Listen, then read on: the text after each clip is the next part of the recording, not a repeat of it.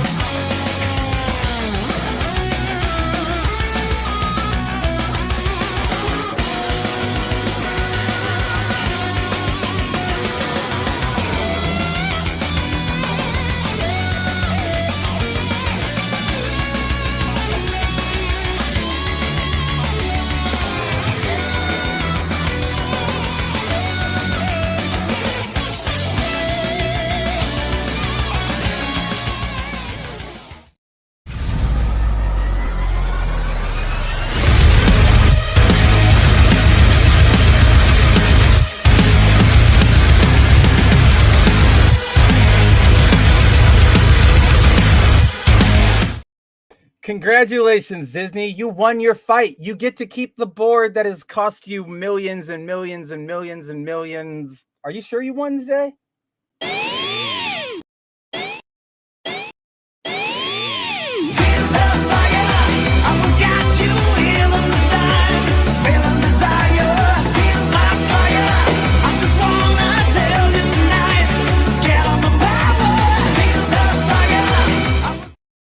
So not only is Spencer 15 minutes late, but apparently he screwed up my intro too. Thanks.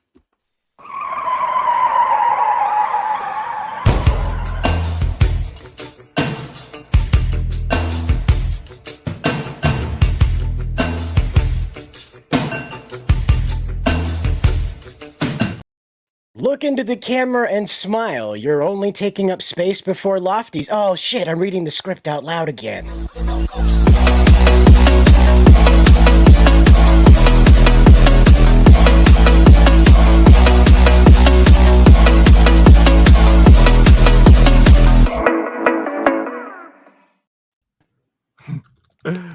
Yes. Hello, Lofty. Hey, hello, everybody out there.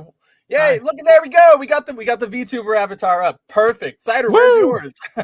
Yeah. Yes, everybody. Okay. There's only room for one VTuber around these parts.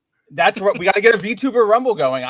It would be like the new celebrity deathmatch, right? Just get a bunch of VTubers to just start wailing on each other. I would pay good money for that. I bet we could monetize I don't think you know what a easily. VTuber is. If you think there's wailing on each other with VTubers, I think you know what a VTuber is. I mean, we could mod something, right? We could make mods for Smash, or we could make mods for Dragon Ball Fighters, and we can put you guys in there. I know how Mugen works. We can make something happen.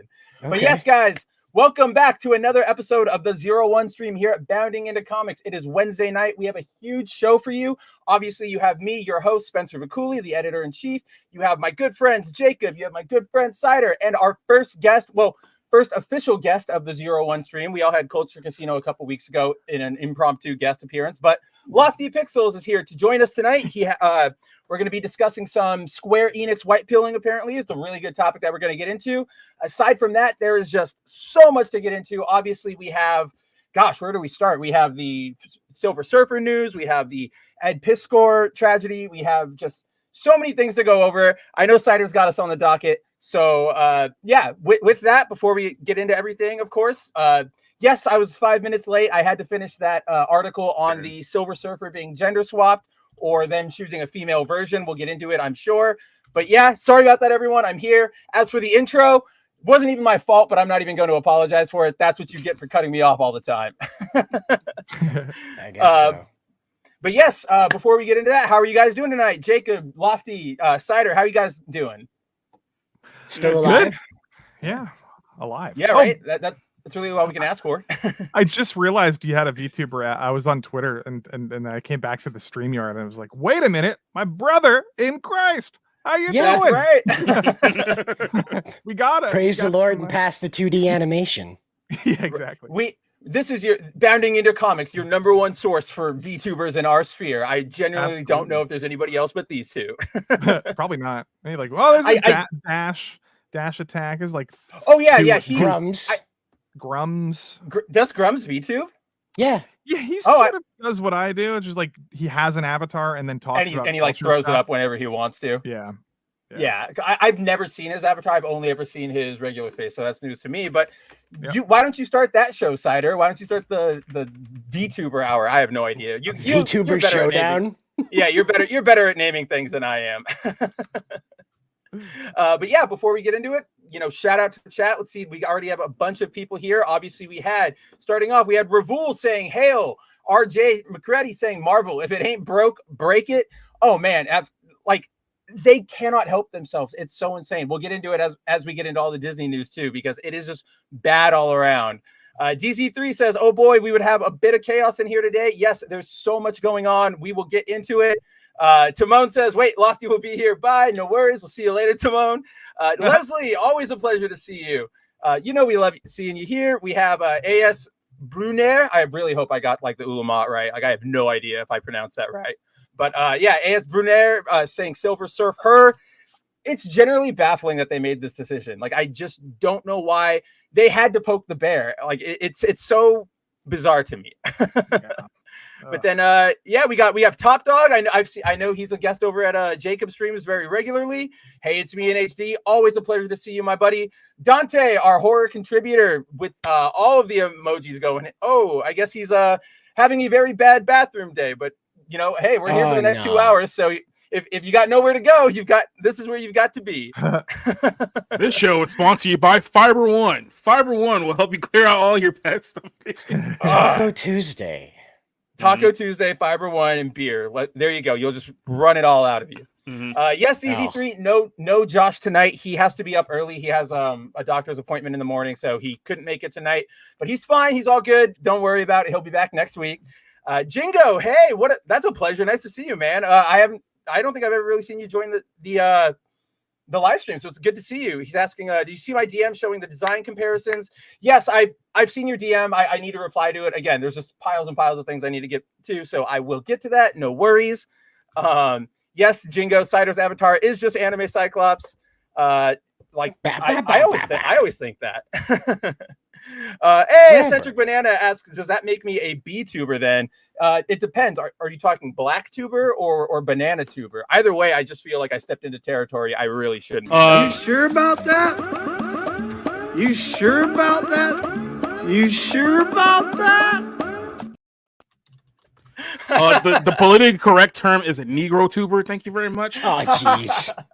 Oh. Well, if I do, if that's his name, I'm not going to be able to buy a ticket, and it's going to end up like the society, the movie, the Magical Society movie. Oh yeah, yeah, the Magical Society of the American Society of Magical Neighbors, the American Society of Magical No Ticket Sales.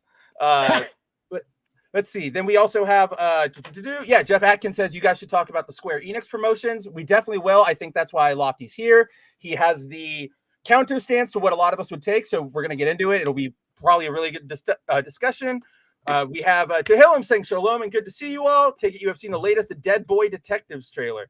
I don't think so. No, I have not seen that trailer. I'm not even sure if I know what that project is. But yeah, that's everybody. So we can get into it. Cider, what do you have up for us first tonight? What are we talking about? I figured we probably better start off on the lowest note. That way things could be a little, upwardly bound. If you haven't heard, Mr. Ed Piskor has left this world of his own hand. And he left a very, so I'll help you out there, Cider. It is Thanks. a very, very, right. So yes, the Ed Piskor situation. This is a very, very big thing that's going around our sphere right now, around just the comic book industry in general. We figured we'd give you guys a quick rundown of what's going on. We're not going to get too much into the drama, but it just feels right to talk about it, get it all out there. Again, I'll be giving a very, very, very, stream-friendly rundown. So if you want the full details on everything, go to boundingintocomics.com. I just put up a full retrospective. It took me all day yesterday to dig through everything on what happened. But with that said, so Ed Piskor, he was a comic creator. A lot of you may have known him. He was his biggest creations were X-Men Grand Design, which was a series of like 10 books or so that sort of retold all of the X-Men's biggest stories in like a linear style. So you could just pick up one book and go through it. Pretty good series. I would actually recommend it if you're in the mood for just a fun read.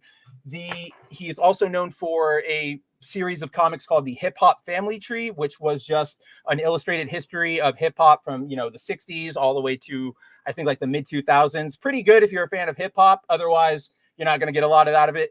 But he was a very storied creator, and he was also very prominent on YouTube. A lot of you folks might have known the Comic Kayfabe channel that he ran with Jim Rugg, a fellow comic book creator. You might know him as the creator behind the Hulk Grand Design comic book that Marvel did in the same spirit of the X-Men Grand Design book. But essentially, about a week ago, we had... So Piskor's been, he's online, he talks to people, yada, yada. We all know how our artists are.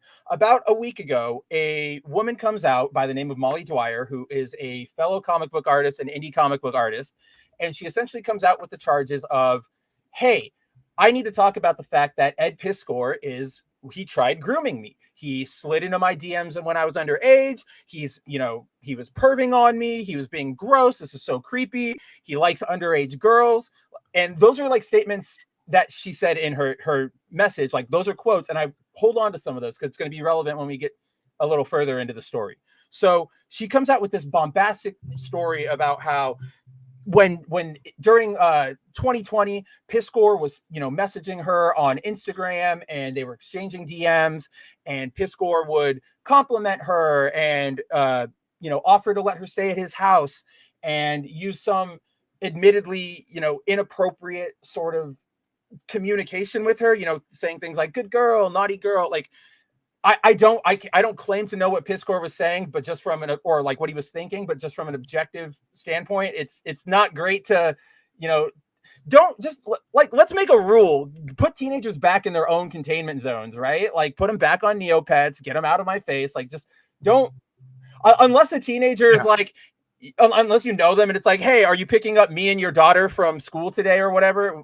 I don't know why. Like, there are situations, just don't talk to teenagers anymore. It's just see them, block them, move on. I generally like the idea of being a dit to kids, and this probably just furthers my sentiment on that. So, oh, dude, like there's that tweet that goes around all the time that's like, the fact that I'm at risk of seeing a 14-year-old's opinion at any moment in the day is like a war crime, and that's what I feel every time in all of the fandoms. Like, I can look at all four of us right here, and we can point to like comic books for Spencer,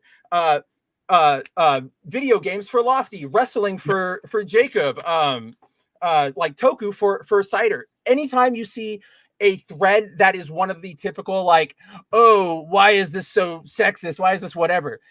900 times out of like 909 times, it is a child. It is a 16-year-old who is just parroting whatever the hell Hassan Piker just said like the other day.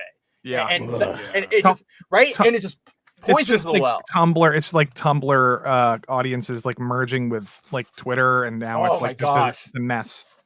Well, that's a really good, like, I never really thought about that, Lofty, where it's like, it is the Tumblr audience. Like, it's 100% the Tumblr audience. But then there's that extra level because of what Elon's done to sort of, boost how you, like, what am I trying to say?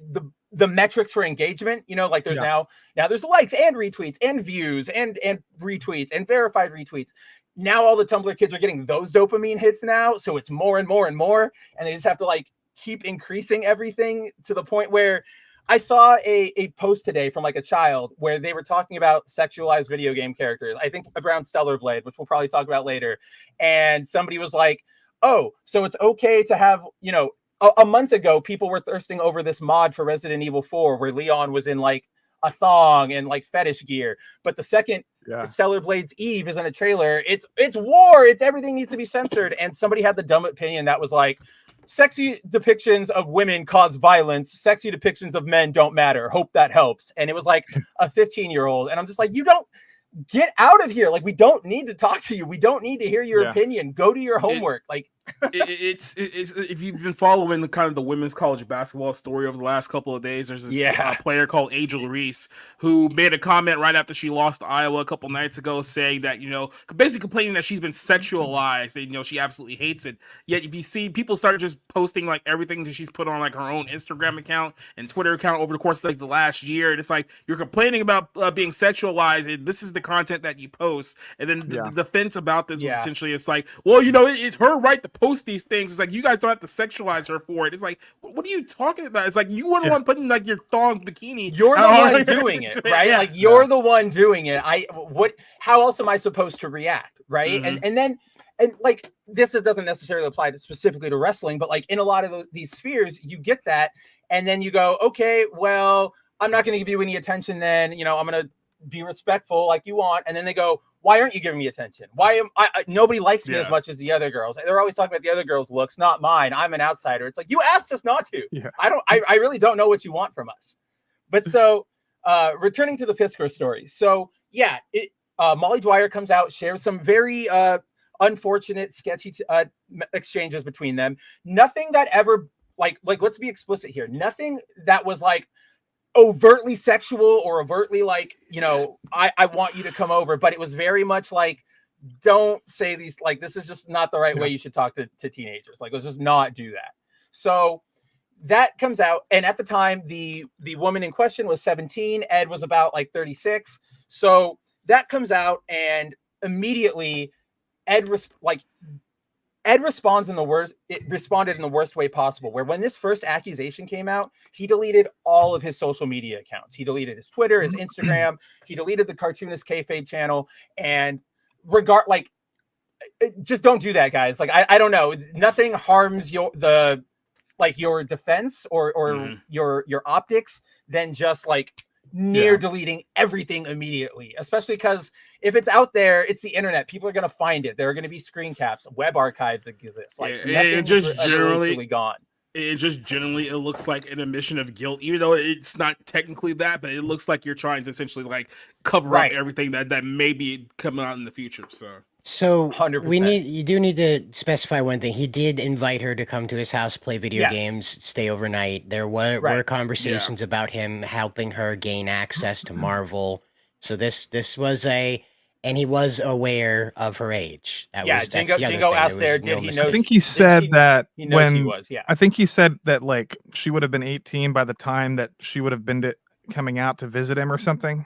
I don't know. I don't know any. Right. I read that somewhere. I didn't hear that angle, but I think from the timeline I gathered, those messages were still sent when she was 17. So exactly. Even if it was like you'll be 18 at that time, it's still really bad form to be like, exactly. Like, oh yeah, we'll wait for you to turn 18. Don't worry. It's like these it's like these college parties that happen on campus where it's like there's a difference between like the 21 or like the 21 plus parties, and then the ones that just like let anybody show up, like the ones with like 19 whatever, like you can't drink until you're 21. So like those are always to me come off as like just creepy people go to those parties. The 21 plus ones are like the legit parties that like you should probably go to those instead. Like those open ages party, Lofty, those are the ones like they are the creeper ones, because I remember, you're in high school, you get an invite to one of those, you're like, oh, that's so cool. Like, I get to go party with like college kids, but also college kids are like losers. the 21 plus parties gives you like a little bit more leeway, because you can ask the question, well, what the hell were you doing at a 21 plus party? You clearly were not 21. So or like, did you have a fake ID? Yada yada yada. Instead of just like, we'll look the other way and come on in, prom after party or whatever you want to do. Yeah. But Piskor responds, deletes, goes scorched earth on everything. The accusations start making their way around social media. As they do, his comic kayfabe harbor, Jim Rugg, decides to understandably, cut their working relationship. And at that time, things just start to, like, literally after Jim Rugg says we're done with comic kayfabe, we're like no working relationship, things spiral way harder for Piskor, where you have two more women come out alleging sexual misconduct. These two women aren't underage, but they do allege that he essentially tried to what's the right word, like offer them Leverage? things in exchange for like sex. Yeah, leverage is like the right word. I'm not hitting the right thing, but you guys know what I mean, where it's like he offered them something in exchange for, we'll call it Weinsteining, right? He was essentially Weinsteining them. That's a good term, yeah. Right? So I'll get you access if you perform sexual favors. Yeah. That's exactly what it was, because one of the women says, Piskor said, if you, blow me, I will give you my agent's number. And then, like invited her into an open relationship. Weird stuff like that. Again, go read the full things, because that's essentially what it is. Here's an underline to it. None of what has come out about Ed Piskor warranted this reaction. None of the accusations levied against him were worth more than perhaps a weekend lawsuit of libel. Perhaps. So it isn't like an apology and, hey, don't defame me as a weirdo. I just get horny sometimes. That an apology to the 17-year-old and to the other women, hey, don't defame me. We were all adults. Everybody consented. And those women said that they consented. There was no assault. There was no R word that we can't say on YouTube. So there was none of that. And yet this is what happened. Now, Mr. Piskor did lose a $75,000 art gallery deal in the process of this reveal. Some people on the internet, some Twitter users speculate that this is what drove him over the edge. Was the financial loss of this was too great to sustain, along with his social network being destroyed. So, we're not bringing up these ills of what his actions were that brought this on. We're bringing up this information because it adds context to why there were people being so aggressive with him, rather than just saying, "Wow, that's really creepy, dude." Correct. So. Yeah, we're providing you guys with the information, the context. We want you guys to know the full story. So even if you disagree with him, agree with him, whatever, you have all the information to make your sort of opinion made. So the thing I want to say this though, Spencer, and I've been thinking about this all day. Please don't take this the wrong way, guys, but the lesson to learn from Ed Piskor is you have to fight for your life. No one else is going to do it for you. You have to fight for you. Ed didn't want to, or he didn't feel he was worthy of redemption. It wouldn't have been that hard. Again, like we've explained, there were no high crimes. There were no crimes. He was just being a horny guy in DMs, and he should have apologized to that now 18-year-old. But again, correct. You have to fight for your life. No one is going to do it for you. Yep. I mean, I've been thinking very much in this situation about Warren Ellis, who sort of went through a very similar situation but I would say almost more egregious, because there was a lot more coercion, allegations, and all that sort of stuff. But even regardless of what you guys think of them, like Ellis was able to live, like he pushed through it. I don't know what he's up to nowadays, but he's still alive. Like I don't know. I'm just reiterating what Cider said. I think Cider just hit it perfectly on the head. Well, and if you've ever been on the right of any conversation with a leftist, you get called everything under the sun. Sometimes stuff spreads because of how it gets shared around. So months later, you'll run into people that are like, I heard you were X, Y, and Z. And then you have to be like, nope, that was a Twitter thread when somebody was mad at me. And that's, again, this is why the money is where the tipping thing is for a lot of the people that have a theory about why Ed didn't want to go forward, is that $76,000 is a lot to lose in this economy. It's a lot to lose in this economy, but I also think one of the other point is probably equally as hard or like equally a factor, obviously, but hear me out here for a second, is that losing that social circle and losing sort of his essentially I imagine he was staring down like the end of his career, everything he had built for. How do you get back into comics when you have, as we'll get into, people like Alexa DeCampi, Ramon Villalobos, all these people directly trying to take you down over things like this without ever defending, or asking you your opinion, defending you. Like it's really hard. So like it was just a perfect storm, right? Like Ed just couldn't do it. And another thing, but this is the consequences of the culture that we've created specifically over the last 10 years, where it's like any allegation against someone void of any evidence to support, even if it's there or not, any allegation against someone or any accusation against someone, it means that person is guilty. He has to be removed from society. They're an absolutely terrible person. They go all in on these stories before the actual facts of the story actually plays out. So everyone wants to be reactionary. Everyone wants to be like, oh, I need to let everyone know that I'm completely against this thing that I read. And I know everyone wants to show online that they're a great person by making a stand on this issue. And this is why we get situations like this to begin with. Everybody sees something and it's being talked about, so they need to make it about themselves. So they go and they make these threads where, oh, I always knew he was like that, or oh, I'm looking out for young women. Like, it's so performative. And it's sort of, I touched upon it in the very beginning of this article, just in my opening sentence, where I was like, we need to stop going to the court of public opinion.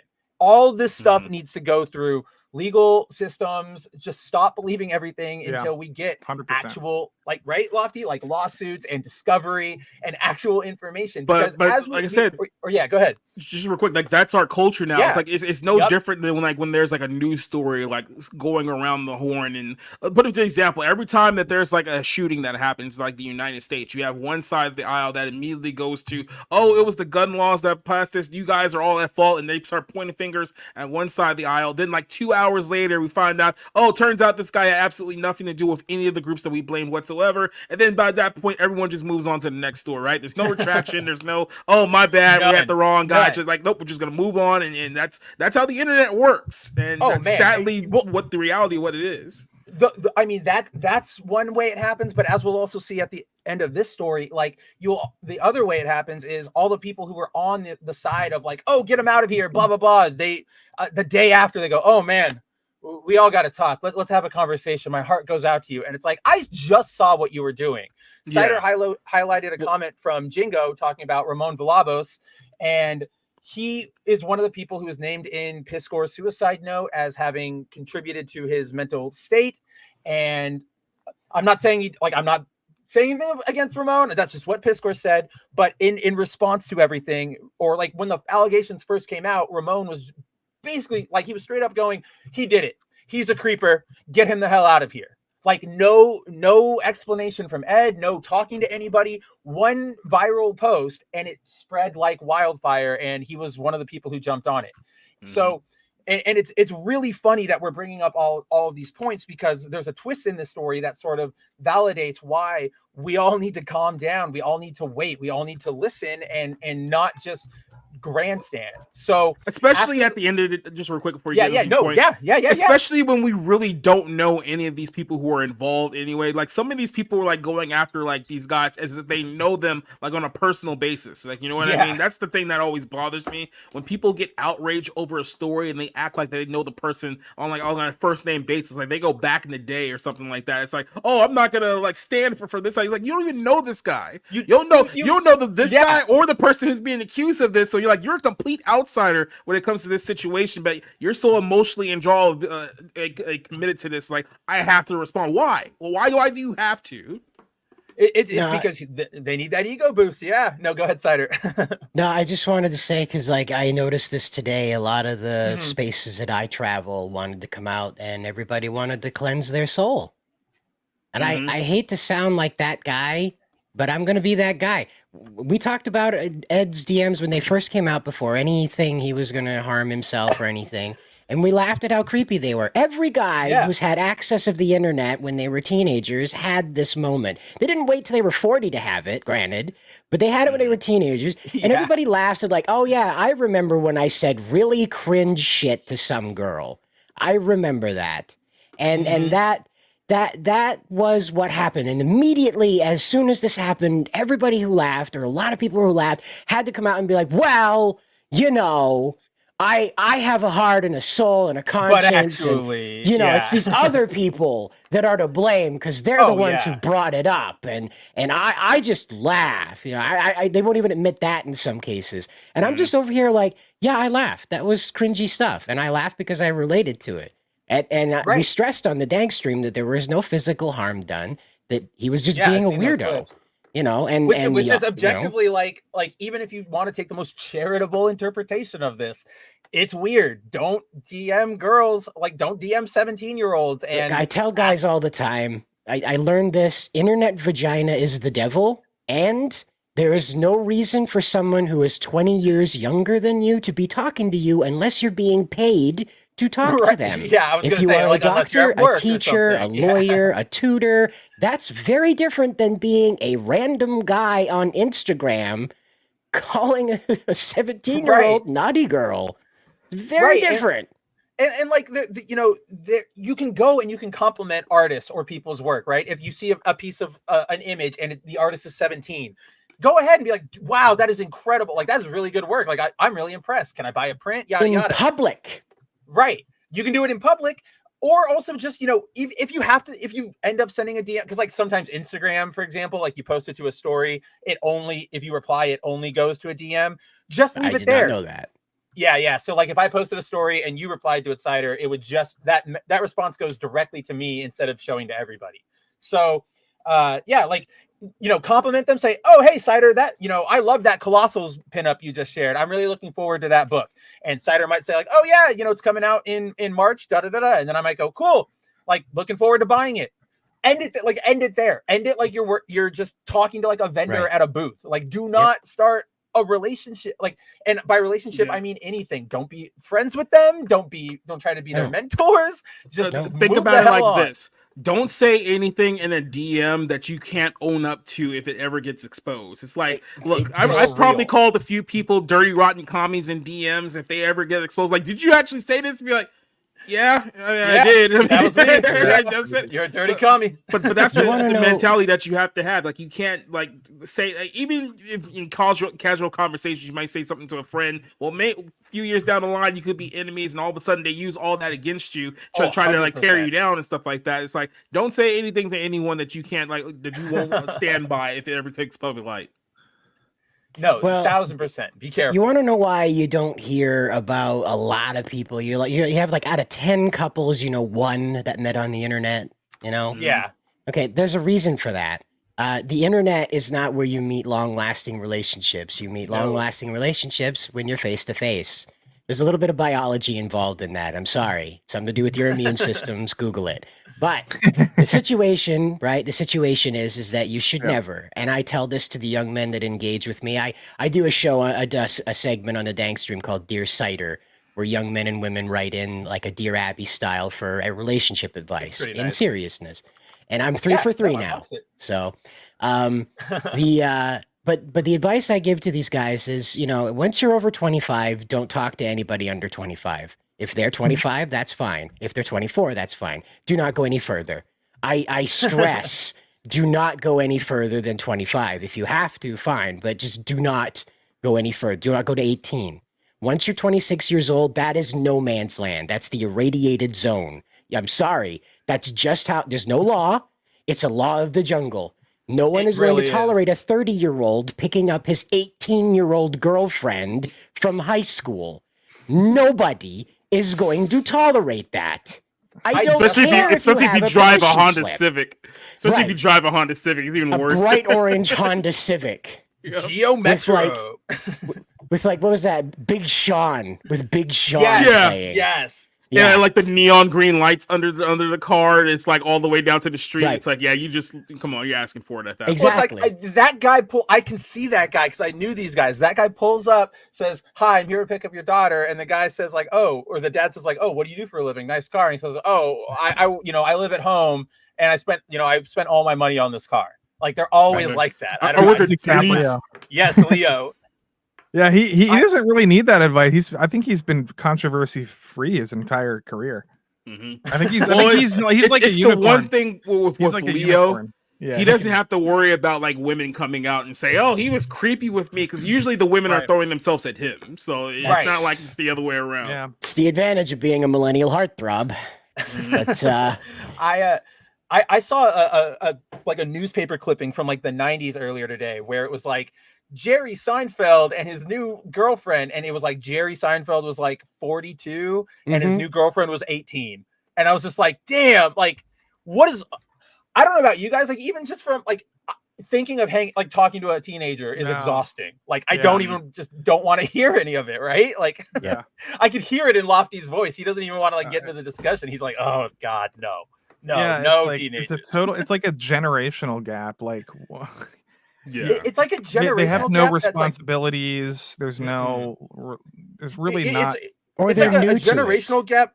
It's like but it's like they're news-sider, but it's a generational gap that's getting like worse because they're not becoming unnew to it, right? Like the internet and everything just keeps making everything worse instead of making anybody strive to do anything better. So we just keep devolving into this. I have a bar. My bar is even higher. Like if you have a TikTok, I'm not talking to you. Yeah. I don't want to hear the that's words. fair. I don't want to hear the words. Hey, check out my TikTok video. Do you like my new TikTok video? I don't care. I don't want to look at it. No, I'm not looking at it. I tell these guys, if you don't know how old she is, you will never get in trouble for asking a woman if she's X and X age, if she's over 18. You will never, ever get in trouble for that. You want to know why? Because if she's not, you know to leave. And if she is over that, she's going to be complimented by you thinking that she's under 18, by you wondering what her age is. Okay, so you're safe on both sides. Got it? Because if she's younger, you need to leave. I will find you. Now, right? Like just you are going to go take to a your Twitters seat right now. Block every teenager. Just block every teenager you could possibly come across right now before Chris Sider comes to talk to you. I just tell these guys, because again, like this, you got to understand, we're 3 generations into broken homes now. There's not a lot of dad energy out there to be had. So I just remind these guys, like, man, you cannot assume anything. Assume the worst, and you'll survive. That's even worse, because then you start dating girls who have daddy issues or no dad, and it's even 1,000 times worse. Oh my! That's Super Saiyan levels of trouble. Oh yeah, trust me, that's like my entire dating history, and it's from relationship advice to things we actually want to talk about. Here's Square Enix and the good things they're doing, apparently. All right, yeah, Lofty, walk us through this. This is your time to shine. What have we got? Well, this is me. This is you. Yeah, so the guy that I'm quote tweeting is Hamaguchi. He's the director. Well, what happened was Square Enix just promoted a bunch of people to executive officer positions. And it's all at once, like a bunch of game developers, producers, directors. For example, just like 2 other ones would be Yoshinori Kitase, who worked on the original Final Fantasy VII as story director. He wrote the story to that game, and he also wrote, produced Kingdom Hearts and a bunch of other games. And then Yoshida, I believe. Another guy that was he did Final Fantasy 14. So 14, yeah. He was the director producer for 14. He was promoted. Hamaguchi is directing remake and rebirth, and he worked on Final Fantasy 12. So I'm quoting him here. Yeah. But, so he was promoted to executive officer for Square Enix, and these are all Final Fantasy people, but there's also an Asano who did Octopath Traveler. He was promoted. So I like that one. So like it looks to me like they're promoting a bunch of veteran game developers, successful game developers, to executive positions in the company. Jingo. And it's like and simultaneously, like they shut down the Forspoken studio. Right. So like that combination of these things is very interesting to me. And having played and beat Rebirth, almost 100%, I got hard SquareSoft vibes from that game, just like by itself. And then this news is even like more like making me think, okay, maybe they're like going back to their old sort of like production, like SquareSoft production ethic, like roots. So like that's just, I thought it was interesting. I didn't see a lot of people talking about it, so I'm trying to raise awareness, because a lot of people are still blackpilled with Square Enix, and of course. So I don't know, I just thought this was great for the company, and so I'm a fan of RPGs, and if you're a fan of games, you should be excited about this. Right. So yeah, like I'll weigh in as a giant fan of like the Final Fantasy series. I'm a huge Kingdom Hearts nut. Final Fantasy VII is one of my. I fully admit, even with all their missteps, I'm like such a Final Fantasy VII fanboy that I'm like a Marvel stan for it, right? Like I totally admit that. So this news is admittedly really good from a game design sort of perspective, right? Like these are all solid developers who have delivered solid quality products. And I've heard a lot of the like your positive thoughts on Rebirth. I've heard that from a lot of people. We had Peter Pischke, who's reviewing video games for us now. He loved it. He said sort of the same thing. My concern. So what am I trying to say here? That does inspire hope because we have seen in recent years their game, like Square Enix's gameplay, has gotten sort of unwieldy with what they're trying to do. Forspoken was a lot. There was Avengers, Guardians. There was Avengers. There was Guardians. There was Final Fantasy 16, which was a lot, hit or miss for pretty much everybody who played it. Like you either loved it or you either hated it. There's no in between there. Yeah. So I do, like, I'm right there with you, Lofty. I do think this is a good sign for maybe we'll get more RPGs. Maybe we'll get more new IPs because I just think we need something new out there. I love Final Fantasy, right? And Dragon Quest and everything, but I need something that's not just like Dragon Quest 900. I just give me, that's why I loved Octopath when it first came out. Dio Field Chronicles. They're not the best, but they're giving me something new and something to sink my teeth into. So I am very positive in that end. Now, we're going to get I have to get a bit annoying because this is the show we're on. I think the primary concern that still exists here is more of the ESG, the DEI stuff. And before we launch into that whole discussion, Rebirth has shown that there's a conflict, at least somewhere over in Square Enix. Obviously, through the development cycle, we saw the removal of the page for the the ethics department. We don't know if it's completely gone, but they're not advertising it anymore. But then when we get to Rebirth, we obviously had the amazing swimsuits. We had Tifa's model, looked great. But then you've also had those small bits of censorship, like the undershirt being added to Tifa and like in the flashback, and then the panty scene being removed. Oh man, Spencer, you go talking about Tifa, and then you say tiny bits, and I get so scared. No. It's like hearing a gunshot. I just feel my heart skip and be like, "Oh God, what did they do now?" I need to get Cider like an actual emergency like shutdown button. Yeah, right. The abort button. Yeah, like the break Spencer in button. Case of heart attack. Yeah, where's in case of small titties. Yeah. In case we get flat Tifa, it's over. We're going DEFCON. Break in case of flat Tifa. Right. I gotta get used to using the green screen so I can make that. But to that end, Lofty, so I'll sort of ask you, having played Rebirth, and I will sort of ask. Yeah, what am I trying to say? I'm still laughing. Sorry. Sorry. Yeah, having played, no, it's good.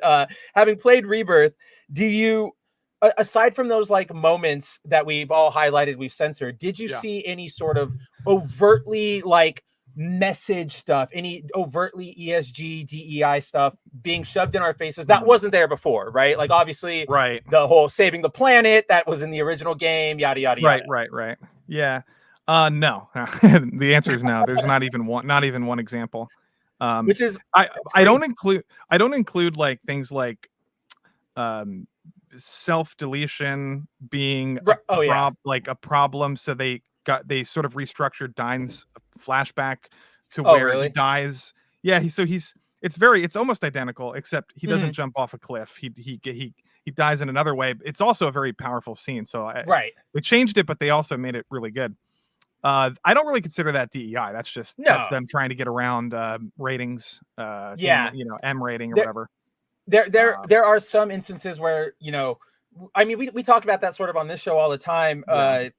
There are sometimes when you're translating things, for example, from like a comic to a movie, or you're trying to make get a game in a certain territory. Like there are concessions you sometimes unfortunately have to make just because it works better within the thing. It's unfortunate that I think, like, to me, the Square Enix stuff, at least what I get out of Rebirth, especially with that context of Dine's like new death, is and again, guys, we're white pilling here, and I admit that Lofty's made me a little like optimistic for the future. But to me, it feels like it's not, DEI and all that stuff isn't over, but it feels like they're more reacting to that, like the pressures of the West. Like, if we don't do this, we are gonna get shit for it, rather than like it's a genuine, actual concern. Well, right? Like they will get shit. Oh yeah, you look at Stellar Blade. Oh yeah, 100%. They get shit for it, but like the problem is, I don't think that they should care, because the shit that they get is like nothing. It doesn't matter. Look at Hogwarts Legacy. Like that game got a lot of shit, and their boycott was a total disaster.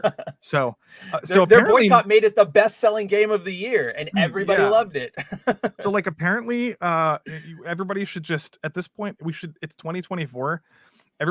It's just common knowledge right now that the left has no power, and like nobody actually cares, and we should be moving forward with that in mind, and Japan should just be like laughing off any sort of like pushback from IGN or from Kotaku or Polygon or these like dipshits on Twitter. Yeah, they should just laugh it off and like make a good game. Like that's all they need to do. And yeah. Well, we've been talking about this for a few weeks now. I think that what we're seeing here is a kind of a shift in strategy from these people, because it's not like they're trying to stop like attempting to corrupt Japan, but I think they realize that they can't get Japan to submit the same way they can get creators here in the United States to submit, because of like the culture difference. So I think what they're trying to do now is that they're trying to convince the Japanese market that, hey, if you guys really want to be successful in the United States, this is the type of things that Americans want. So they're trying to trick them into thinking that, hey, you guys want to be big in the U.S., we want more, DEI. This is the type of stuff that's working here in the United States. Essentially trying to convince them that, hey, if we're trying to sell to this market and this is what they're asking for, I guess that, well, this is what we're going to have to do. But it's been like, where are we? We're at 2024. Let's say, very conservative estimate, this DEI stuff starts in 2014. So we've had 10 years now, right? We're at that point where all the investors, all the companies who have gone, oh, DEI, like all go into that, because guys, we have to admit, on its surface, those messages sound like things you want to support, right? You want people to, like, all lowercase diversity. You want more people in your company. You want everybody to come get your product. You want the environment to not blow up. Like, all of this sounds good, but then once you like get into it, and it's sort of like it is a cult, right? Like everything sounds good on the face, but then when you get into the operation, it goes ballistic. Well, that's because they rely on HR and consulting firms to implement these. By itself, DEI is totally fine. Like, look at Fern Gully, for example. That's a very environmentally friendly movie that everybody loves. Jurassic Park has good sort of like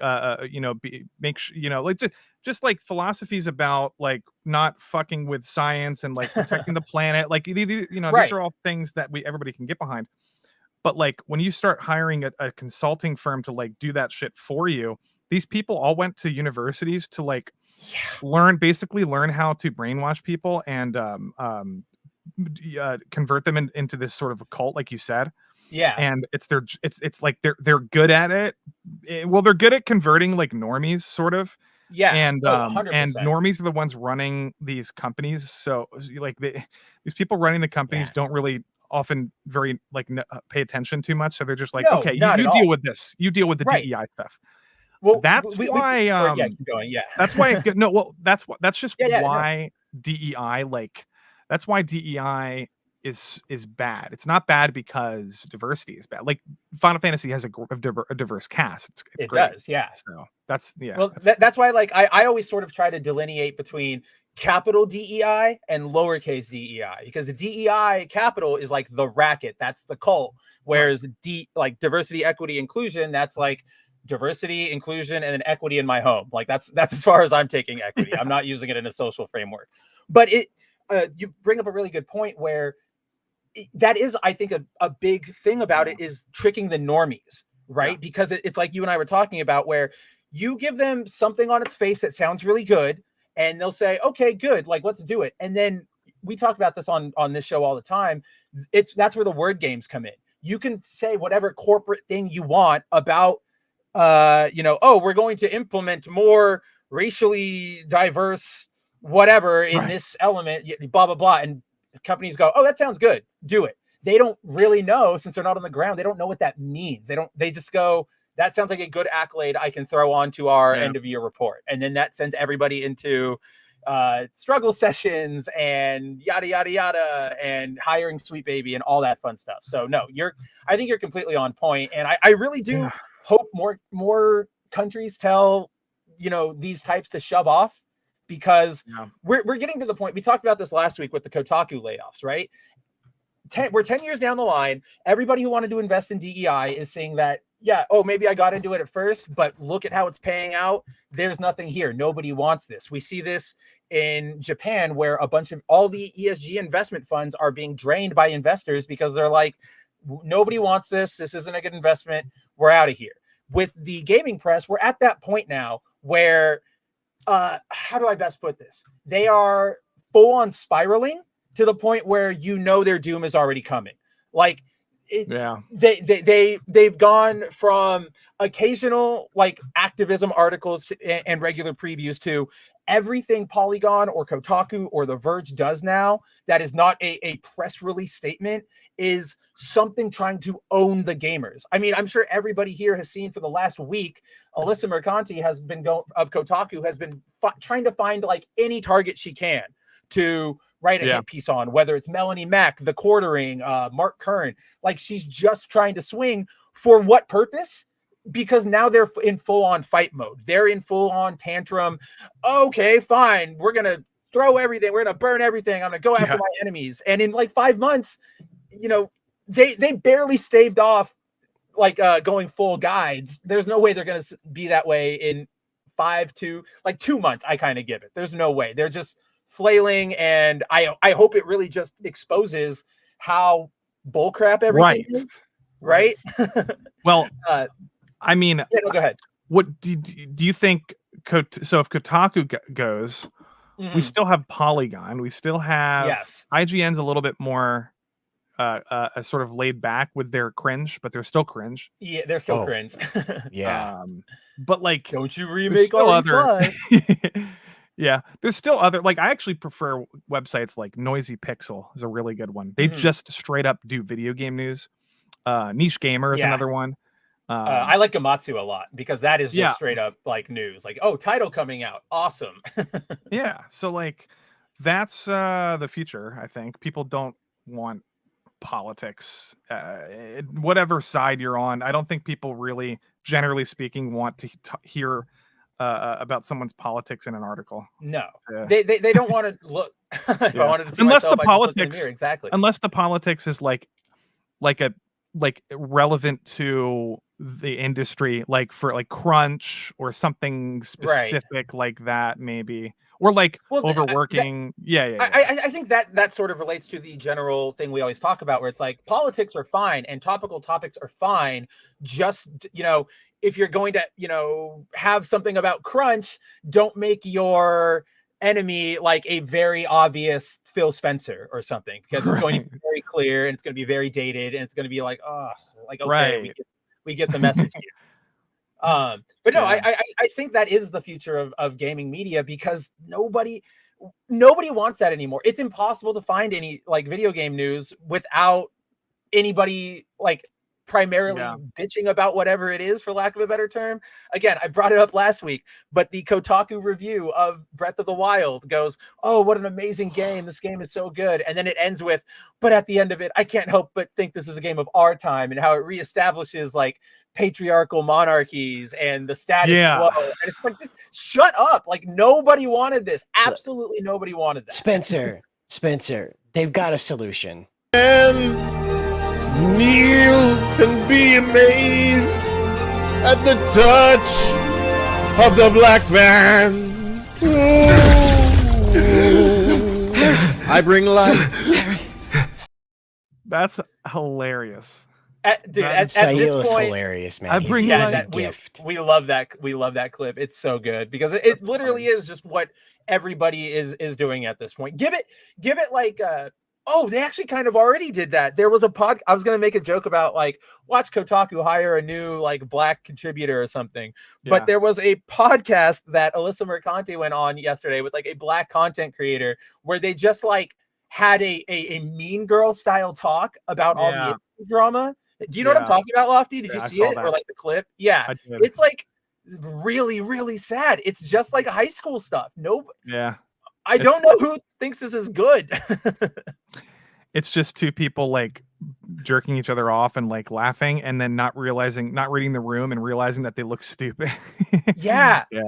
It's really, Ludwig Bastiat Hayek Brasil. I think I said that right. Forgive me if I did not. I think you got it. He says, are they still crying over hashtag Stellar Blade as well? And I said, well, you see, they've evolved. They went and they saw Stellar Blade, Stellar Cheeks. That's what they should be calling it. They went and they saw those stellar cheeks, and they decided they were going to take something we loved as retribution. They were going to destroy something beautiful in response. But before we get to that, we do have a super chat right here. Welcome aboard. $5 super chat from our boy Everything Woke About, saying $5. Norrin Rad didn't sacrifice himself to Galactus for this. No, he did not. And like, just a quick detour, I guess, where you brought up Silver Surfer. I don't know what they're doing here, because this is an iconic character. This is somebody who everybody knows. He had his own cartoon. He had like millions of miniseries. And for some reason, you decide you want to subvert expectations with his MCU appearance. Right. And I don't. This is Jonas. Oh, wait, that is Jonas. Jonas, that's right. I forgot you had your channel. I forgot you. Oh my gosh, because you don't post it anymore. My man. But yeah, like this entire situation is absurd, because we got confirmation today that we will have a female Silver Surfer after rumors in the past. Like it's been like after the female thing, that after that got shot down, it was female Surfer.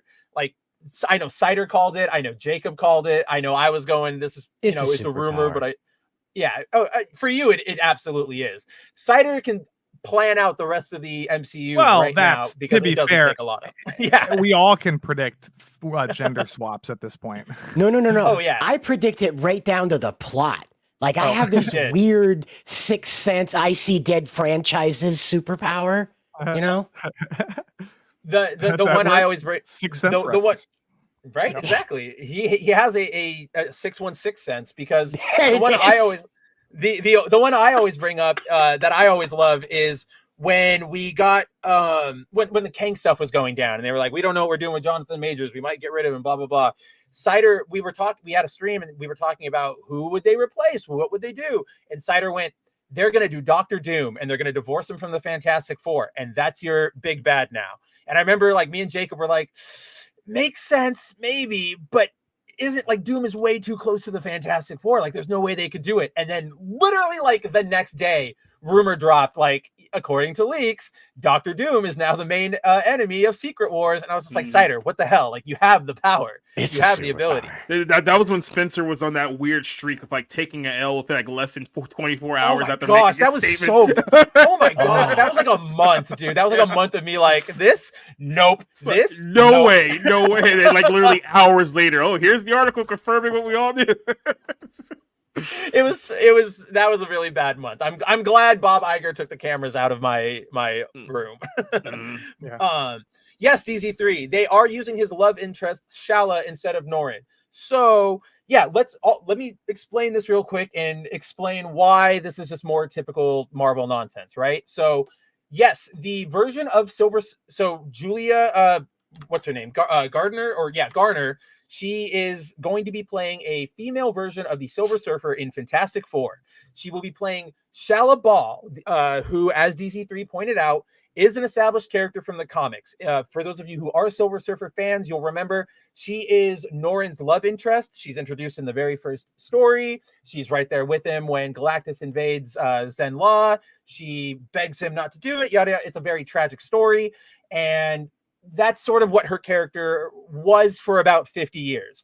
Ever since she was introduced, she was always sort of the what's sort of the best way to put it is like Gwen Stacy, where she was an element, but she never showed up. It was always flashbacks for people taunting Silver Surfer about it, yada, yada. Until we got to Dan Slott in like 2016 and he turned her into this villain and fought Silver Surfer. It was all dumb. That is sort of irrelevant, but the relevant point is she's appeared as Silver Surfer once in the 1997 series Earth X, which is an alternate universe sort of end of Marvel story. There is a moment where Galactus gives both Norrin and her the Silver Surfer powers. As you can sort of see in the featured image, that's by Alex Ross. That's the moment. Her appearance as the Silver Surfer lasts about 3 pages altogether across 2 issues. And then that's it. Like she dies on screen or on page, and they have like a funeral for her later. She never really. So what this is, and this is sort of what I was getting at with Lofti, is this is just another sort of word game for them to play with everybody. They're trying to get they're trying to get ahead of all the criticisms that we all are rightfully going to have. You know, oh, this isn't a gender swapped Silver Surfer. This is a different character. Oh, what do you mean? She's been Silver Surfer before, even though it's all like the most disingenuous. It's basically a binary, like yes, no, with no room for explanation. And as long as they can go, see, I'm right. It doesn't matter how right they are. They just have to be technically right. They get to pull one over our eyes. So it's really stupid. And we have other female heralds that we could have picked. Frankie Reyes Nova was supposed to be, she was in the running for a little bit. And yeah, just what makes me really laugh about this news is that this is the first major thing Disney announced after winning their stock board bat or their what do you call it? Their board of their shareholder battles, their board member battle, because this, like, I have to feel like this would have just been more evidence to you guys don't know what you're doing, right? Yeah. Karen Surfer 100%. It's what's his name? Robert Meyer Burnett thinks that this is going to be they're going to be reality hopping and they'll just see her briefly as like a cameo, but I don't trust him to do that. Because no matter how you spin it, or like I said, on Twitter, I was like, this is how you fix it. And I gave a bunch of examples of how to fix it. Right.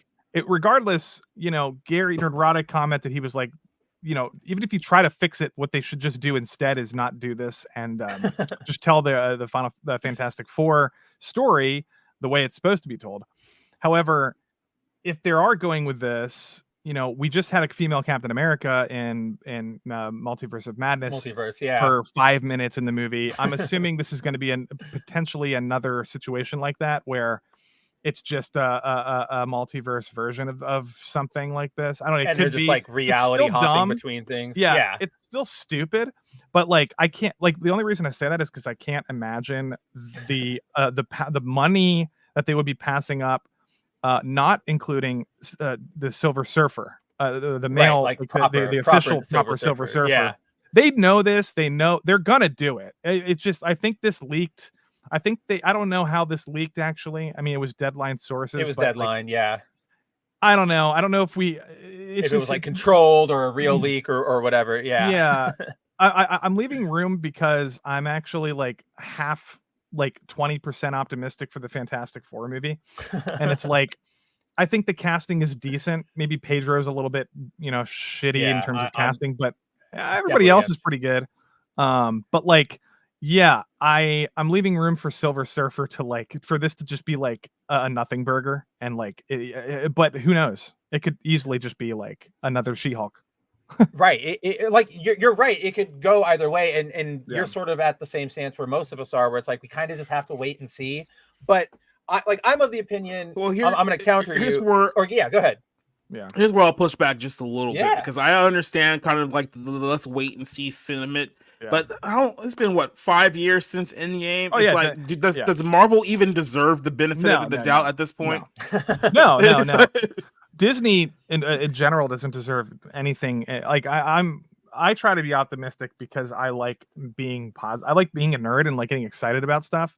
Yeah, I think there are genuinely people that like just love to hate watch and like don't give a fuck about like action. Like there's also a lot of tourists who don't really care about comics and like they just like to join the party. Like the fight, Matt Walsh, what he said about video games. Superman. That is Ruth from Ozark.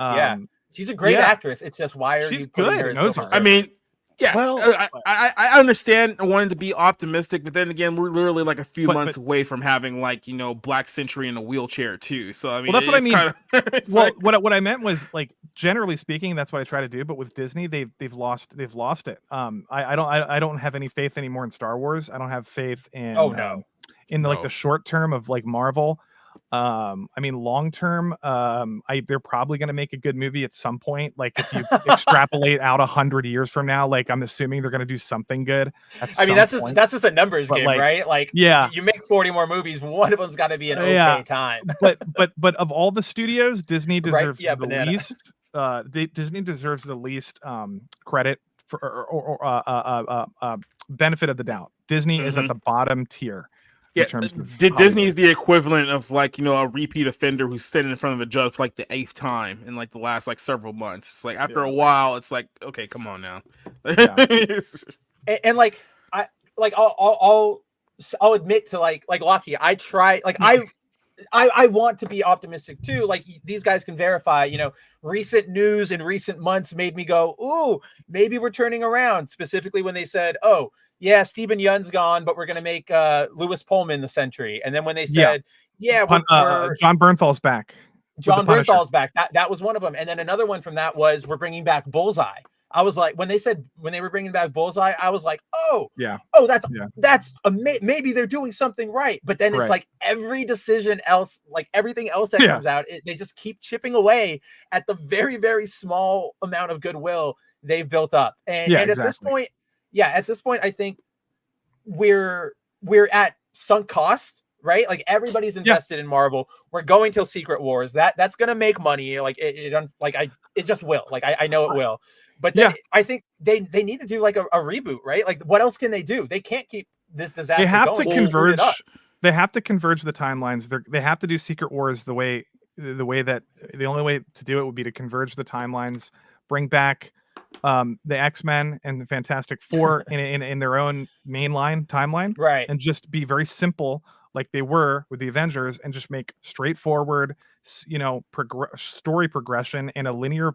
Don't do multiverse, don't do like go back in time to do Captain Marvel like way after the fact, like right. They need to do simple mainline big heroes, X-Men, Fantastic Four, Spider-Man. And converge the timelines. That's like definitely the way to do it. Did you read Secret Wars? Oh yeah. I read the 2015 one. Yep. And I know exactly what you're talking about. Mash them all together in one. And it's like here's where my stutter was there, like in my brain thought, because my first reaction is I think that's what they're going for, because if all the rumors hold true, this like Secret Wars is going to be like the cameo cluster F of cameo cluster Fs. Like it's going to be like the rumors. That's all they have left though. Like that's 100%. Yeah, it's 100% all they have left. Who's gonna play Maestro Hulk? Let's think about it. I mean, they'll probably get like that. Rumors say like Lou Ferrigno's coming. Ron James. Lou Ferrigno. Eric Bana. Belron. Like I said, Eric's supposed to be there. Yeah. They got an Avengers movie coming out before then that doesn't have a title, doesn't have an actual Avengers team, and also doesn't have a villain, and it's supposed to be a filming next year. So outside of whatever they're going to do with that movie, their only shot of making any kind of progress with the MCU at this point is that we have to bring back every actor who has ever appeared in any MCU or Marvel related film ever. They're going to try to get back Wesley Snipes for Blade. They're bringing back Jennifer Gardner for Elektra. Yeah. What's her face? Halle Berry's gonna be back as Storm at some point. Like, they're gonna bring back. They might even bring back the people who starred in that awful Fantastic Four movie in the 1990s. They just bring those people back just for a cameo. Just because it's there. I know that one of the rumors is, who even remembers this, right? There was a 1960s Doctor Strange television show that lasted for like a season. They're apparently like in talks to get that guy to come back. I don't even think that guy's an actor anymore. He's got to be like 400 years old. I don't know what they're doing over there. Well, it's like a middle school principal now or something. All of this is true, and it's cringe, and it's reminding me of The Flash, what they did with Superman and all this bullshit. But I still like try to keep this perspective because there are people that are excited for Daredevil, and I'm not trying to like shit on their excitement. Like if Daredevil's good, that good, good. Great. I'm excited. Right. Like awesome for everybody. Yeah. This happened recently with X-Men 97. I got a lot of shit for being pseudo optimistic about it. And people were saying, oh, clearly people were going like hardcore, like conspiratorial about it. They were saying stuff like the color schemes are like the transgender flag. And I'm just like, guys, this is you're reaching like losing your minds a little bit. I think you have to be careful not to like go schizo when it comes to reacting to Marvel. I know a lot of people are upset, or a lot of people are like black-pilled, rightfully so, but just try not to be schizo about it. I don't know. Like, I'm specifically referring to X-Men 97 because that's actually not a bad show in my opinion, and it's kind of like a diamond in the rough right now with the MCU or Marvel or Disney. I saw the first 3 episodes. It's not bad. Like, the first one's a little dry, and I think it slowly gets better afterwards. The third one was actually pretty good so far. So my biggest complaint still is the animation, but I mean that's a whole separate. That's it looks like Archer. American Studios. But that's a whole that's a whole other topic outside of like Disney quality specifically. Exactly. American Studios can't do animation very well. No, but I like. Oh my gosh, they can't. An American studio failing to deliver a quality product. What is this? 2002? No. I like the way I look at that a lot, or look at it like that a lot too, Lofty, which is like I simplified it a bit, which is like just don't tilt at windmills. Just use your thinking for like a second. Is this really a swing at is this a trans reference, or is that literally just what Magneto wore back in the 80s? Right. Like or Storm or something. Or Storm. Right? Oh, is the Mohawk like this whole gender thing? It's like, no, she had the rainbow. Is the Rainbow Road in Mario a pride flag? Probably. I saw that one when the movie was coming out. And I was like, everybody at this point, we need to breathe. I'm gonna unplug the internet for an hour, and we just need to go on a walk. Like, it just makes us look stupid, and like it gives the left ammo to like attack us, and it's like I can't even complain at that point because it's just like, you guys are dumb. Like, it's not a pride flag. It's a Rainbow Road. It's like, yep, okay, we left that hole in our defenses. Of course we were gonna get hit. I can't be mad about it. Like we messed up. Well, not we, but people like that. Right. It's just like don't do what the left does and baby the schizo weirdos in your own community. The left will do. Hassan Piker does this with his community. Like people will say the most unhinged shit, and they'll excuse it or they'll ignore it and pretend it's not a problem. And I think we need to be better than the left for sure. I think we need to 1,000%. I think we are. I'm just saying, like. Oh yeah, I mean, but just because we are doesn't mean we can't stop growing or setting better examples. Speaking of Hassan, did you guys see the clip of him that's going around right now, where he got like completely punked by one of his viewers? Hilarious. I love it so much. If you guys in the chat go on Twitter, there's a clip where Hassan's like out in public, and one of his followers, who's like a young, like middle class white girl, runs up to him and is like, "What?" I think it's like he's talking about like she was like Palestinian. She was something. Yeah. Oh, that's right, the Palestinian thing. Yeah. She told him he can't drink Coke on stream. Yeah. And he was just like, no. And then she was like, wow, so you're all performative or whatever. And it's just like, yeah, this is what happens when you cultivate that kind of audience. I mean, it's the same thing that happened to AOC in a couple of weeks ago when she was in the movie theater in New York. She got confronted by a bunch of like Palestine protesters. Yeah, she got super pissed off too. Yeah. Oh, yeah, here it is. Yes. Just a second here. Gotta put up the no thing. worries. Doomslayer in the chat. I know some people were joking about that. Some people were not. And also, you could also point to the Princess Peach being like a girl boss and people panicking. I just gave it a specific example. There's a lot of examples where people reach really hard and like pretend that something's woke when it's not. This happens all the time. It's like what the left does with racism. Unless something gets produced by Seth Rogen, you can automatically guarantee that's going to be. He's a one-dimensional like. He's the reason why we need to build a wall in Canada instead of Mexico. That's what I'm saying. The Bounding Canada Wall. Donate to our cause. Yeah, of course. I'm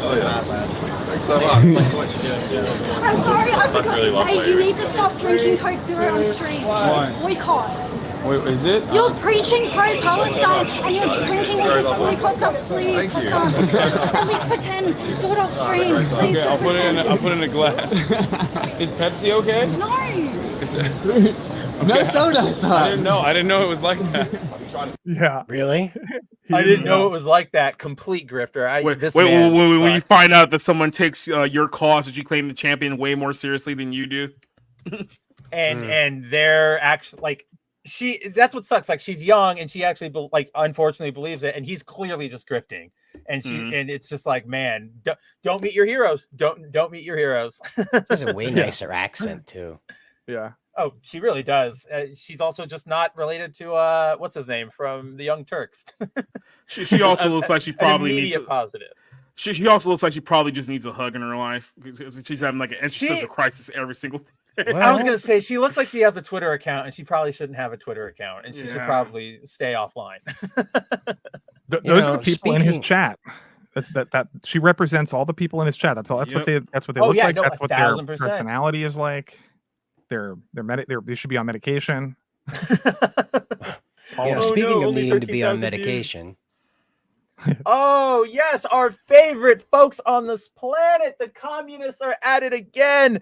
Folks, do you like anime? Do you like video games? Do you like attractive women? Well, guess what? You are as bad off as the most far right person on this planet, because that is everything antithetical to the Japanese Communist Party.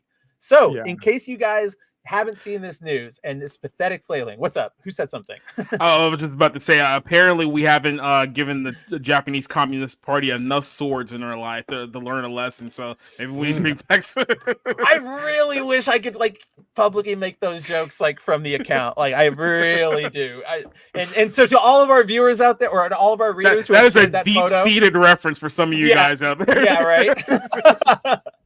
But so Deep yes, lore. if you guys didn't know, let me back up. So Japanese Communist Party, obviously, unfortunately, they've infested everywhere. Everywhere's got a branch of the Communist Party.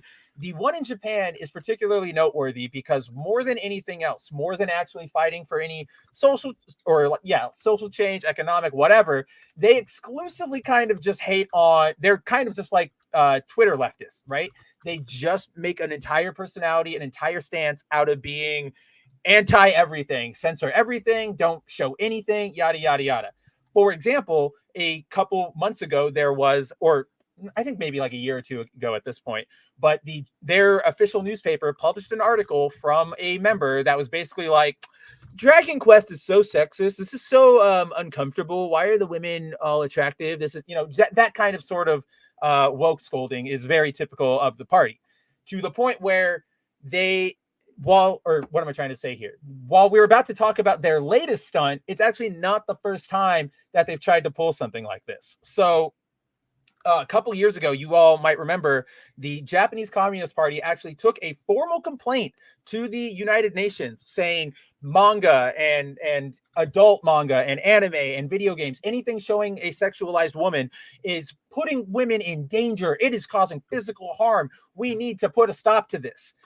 Luckily, the United Nations, of all places, basically said, no, what are you talking about? We don't care. This is irrelevant. Go away. Apparently that didn't take with them, because the Japanese Communist Party is at it again, but this time being even more broad in sort of what their campaign is. So a couple weeks ago, I think last week, maybe the week before, a Japanese individual on a blog site called Together, which is basically their version or a version of Twitter for Japan, shared that when she was reading an issue or an edition of the Japanese Communist newspaper. She didn't say if she's a member or not. She just said she saw it, and it had a QR code for a survey in it. And basically the survey, when she scanned it, it brought her to a page that said, do you care about adult materials in these books or whatever? And if you said yes, it would say, okay, name your local grocery store, whether it's a 7-Eleven or whatever, and then name all of the books that you saw that contained offensive sexualized material. And on the list of books that they could choose from, it ranged from actual like pornographic magazines like 18 in the black bag, can't get, it's behind the counter, to sort of, they're called seinen books. They're for older like teenage boys where they have manga but also photographs of sexy women. Imagine if you had like an Archie's Digest, but it had the Sports Illustrated swimsuit edition like thrown in a couple pages here and there, right? It's pretty nice.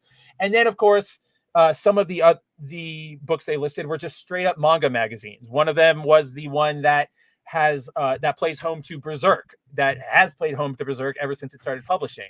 And basically their entire point of this survey is they want their members to say, does this offend you? If this offends you, let us know. And we're going to write up a formal complaint to the United Nations saying that all of these sexualized materials are in children's hands and it's ruining everybody's, like, again, it's the same arguments we hear over here, right? And that's what they're doing now. It honestly got, like, it will probably amount to nothing because all of these stunts, what can you honestly do? Can you honestly sit there and go, we're going to ban sexy anime women? I'd like to see you try. I would genuinely love to see the fallout. I would love to see the artist response from that because my feed would probably be great for about a month and a half.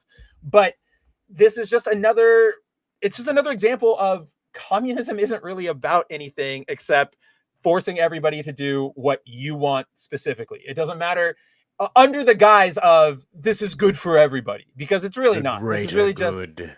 Yeah, that's what is it? The needs of the many outweigh the needs of the few. So because there are so many of us Japanese communists that want, sexy anime banned, we're going to ban it. It's just, yeah, Timon, like we need Oda and Kubo to tell them to F off.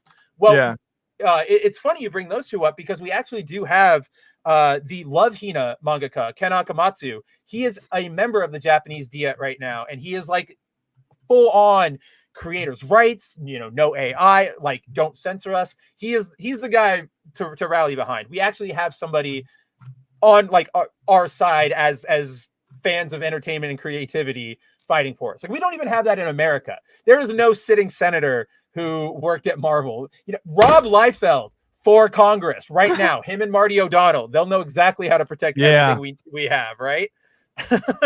Marty's a based individual. I really hope he wins. Like, again, the thing that like Marty said that made me optimistic about his run was, yes, I support Trump, but I'm going to work with any president that is in office to get these goals done. Because I feel like right now we have just too much like, oh, it's Biden, I'm going to blow up everything because I hate him. Or it's Trump, oh, I'm going to blow up everything because I hate him. And it's like, but the people need compromise and teamwork. But yeah, guys, so Japan's at it again. The communists are trying again. I doubt this is going to be the last time they ever do it, but it's really never ever going to amount to anything. Thank God. No, the anime's too big, manga's too big. It would literally be torpedoing a giant subsection of their economy. Like if you go, all of the figures that get made, all of the merchandise that gets made, the crossover collaborations, people like Booba. Like I don't know what to tell you guys. Ever since the beginning of time, people like Booba. Go to cave paintings. You find stick figures with giant Booba because people like it.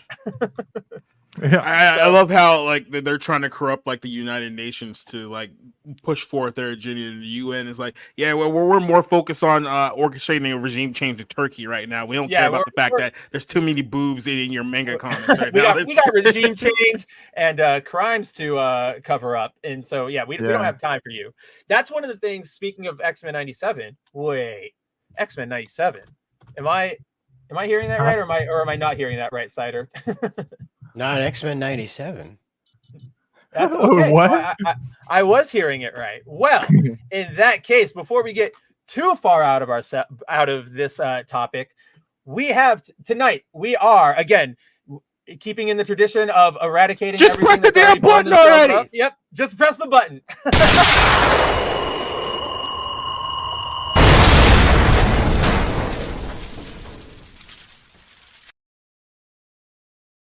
Ooh. We don't need them, and they've already blown themselves away. But hopefully that was the Japanese and not the North Koreans, because then we might have started an international incident. Now we might have actually started an incident. Does it matter? They're all communists. Well, it matters, Cider, because if it's North Korea, there's a very good chance that when Trump gets reelected and like he goes to meet with him, Kim Jong-un pulls that up and goes, "What was that about?" Huh? I just love the fact there's like, yeah, we were trying to blow up Japanese communists and we just attacked North Korea, and everyone was like, right. Close enough. Yeah, it's in the general area. The fallout will get them.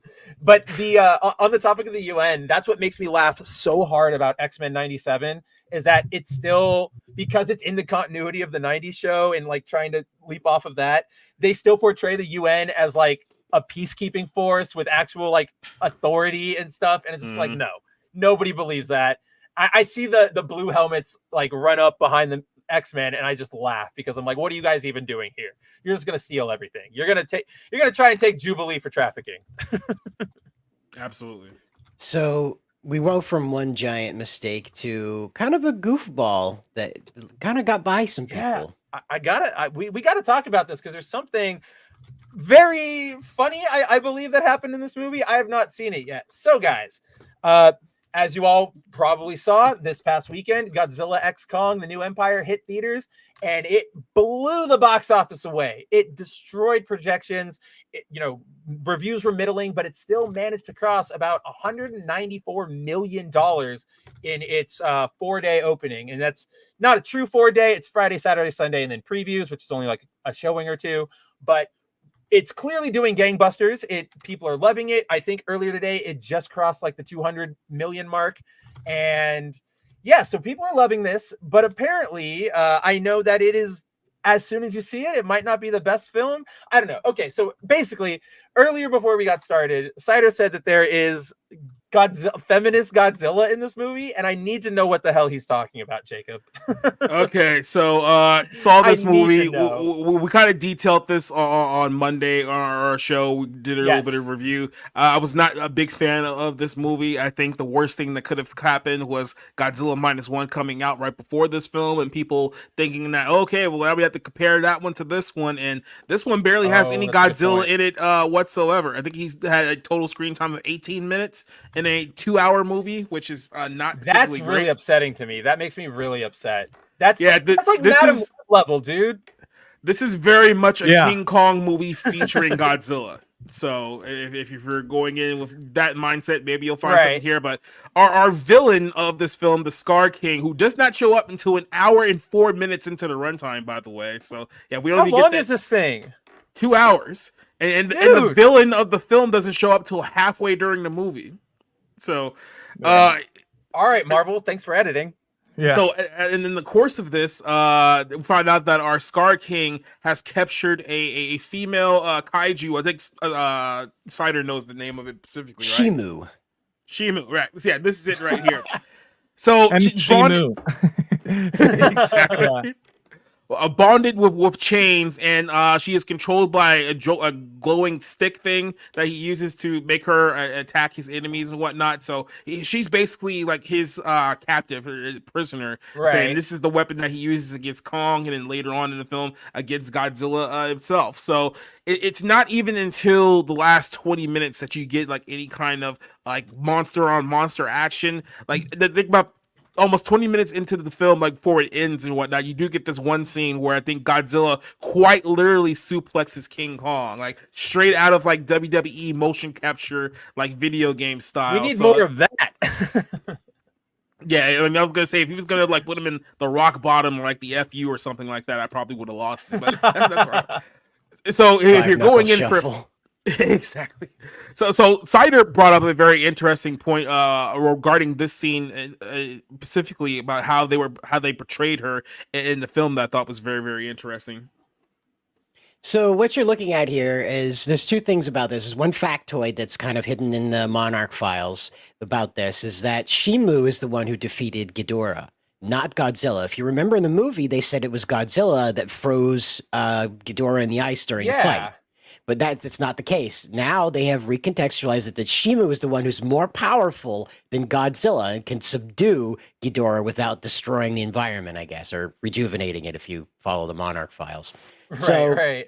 The The Shimu is also, in this regard, she is controlled by a hypermasculine society. All of the apes are males. There are no female giant apes running around working with Scar. Scar is presented as the like uber masculine, Right. like I will kill it Like if a I alpha feel so. male, yeah. She's controlled by a phallic symbol, and then on top of that, she's chained up like this. So you have a character that is more powerful. She's the Yep. prophecy. I'm stronger than the alien that came here to destroy everything and nearly killed Big G. And I'm being held captive by these big dumb manosphere apes at the center of the earth Yeah, that want wait, to I take didn't over even- everything and kill everybody. If you beat Ghidorah, how'd you get captured? I don't know. That seems like a very forced Scar's narrative. got thumbs and you've got thumbs, so it's not you can't blame it on thumbs. It's not like the Mudos can't work doorknobs, you know. So you can work a doorknob. You can't blame. Literally got kidnapped by weaker King Kong. So. Exactly. Ginger King Kong. Yeah. See, like the thing that really gets me there, Cider, is like, yeah, like the retconning of Ghidorah. That's straight up doing the we're gonna take the hero's accomplishment and give it to somebody else. Give it to the right? girl. Like, right, give it to the girl. I don't know why they had to do that. That's so. Does she because survive? they can't just write a giant fucking monster movie. It has to have intersectional feminism in it, and they didn't have enough humans to make it work. But once you train yourself to see this stuff, you can't unsee it. And I know, like, you can perceive it where it doesn't exist sometimes, but she's literally chained up. You can't. I mean, if this came out of Japan, I would have even more questions about. No, like Cider, you're completely right, because it's like I see your view, but then I know like Lofty's over here going like maybe not, but I'm also like look, like I don't know, I would balance the scale, but the retconning of Ghidorah being beaten by Shimu, I think that is what puts it over the line for me, because that's just unnecessary. There was no reason to make this a better monster than Godzilla. Why not just make it another monster? Like, even in the context of the story, I don't think there's really much of a need to even have like her in the film to begin with, because remember the teaser trailer, the first original teaser trailer for this is like, oh, we got a giant ape that's gonna go up against Kong and Godzilla, like they're gonna have to team up and go against this thing. Then when you see him, like the first time you actually see him in the film, he's like a few inches shorter than like Kong, so he's not even that big, like not even that menacing, like the grand scheme not of even things. a threat. So it's like they had to introduce her in the film to be like, okay, this is the reason why he's such a threat, and then this is like the whole stakes here. And I guess this is an excuse for them to also bring back Mothra towards the end of the movie as well, because they have like a giant like fatal 4-way mashup like towards the end, which is just kind of like weird and out of nowhere the way that it's like placed out. But yeah, I mean, the whole structure of this film is very, very weird. The way they set everything up, the fact that you got like Godzilla and Kong at one point like running into the screen like Batman 66 style as they like go on to fight like their enemies. Like the whole thing is like very, very odd, just from top to bottom. Yeah. This is Warner Brothers, by the way. The movie is like a really bad blend of like goofy Showa era, like just goofiness, and then like them also trying to be serious at the same time. If you remember the first Godzilla was like more serious, then it slowly devolved over time into like goofiness. But like, yeah, this movie's just bad. I didn't see any of that stuff in it, but like it just has bad writing, bad characters, plot holes all over the place. And don't forget the majority of the film is non-verbal, so that's also a very plus. Oh, because it's between the monsters or whatever. That's the best part of the movie. The monsters and the deaf girl. The Kong. Well, yeah, the deaf stuff is stupid. Every human in this movie sucks. There's not a single human in this entire franchise that's good, actually. No, there really none of them are isn't. memorable. Yeah, I saw. Orange. Yeah, go ahead. Yeah, go ahead. So Orange Hat, we reviewed this last night. He loves this film. Like gave like a 9 out of 10, like a complete mark. But so he was making the case that, you know, the little girl, the deaf girl, was actually the best actor in the film. And I was like, well, yeah, she doesn't say a single line of dialogue throughout the entire movie. Like, you understand what you're saying, right? Yeah, the writing. That's just has to move. It's just like, basically he's acknowledging that the writing is bad, so therefore she didn't have any bad dialogue. She's the best character. That doesn't really. It's not a good thing. It's not a positive. But this franchise sucks. Like, if even I don't like the Jurassic World franchise, but at least Chris Pratt's a good character.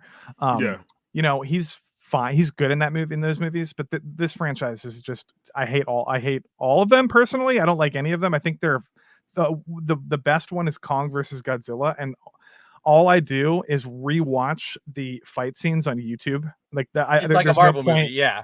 There's no point in watching the movie because the movie sucks, but the fight scenes are good.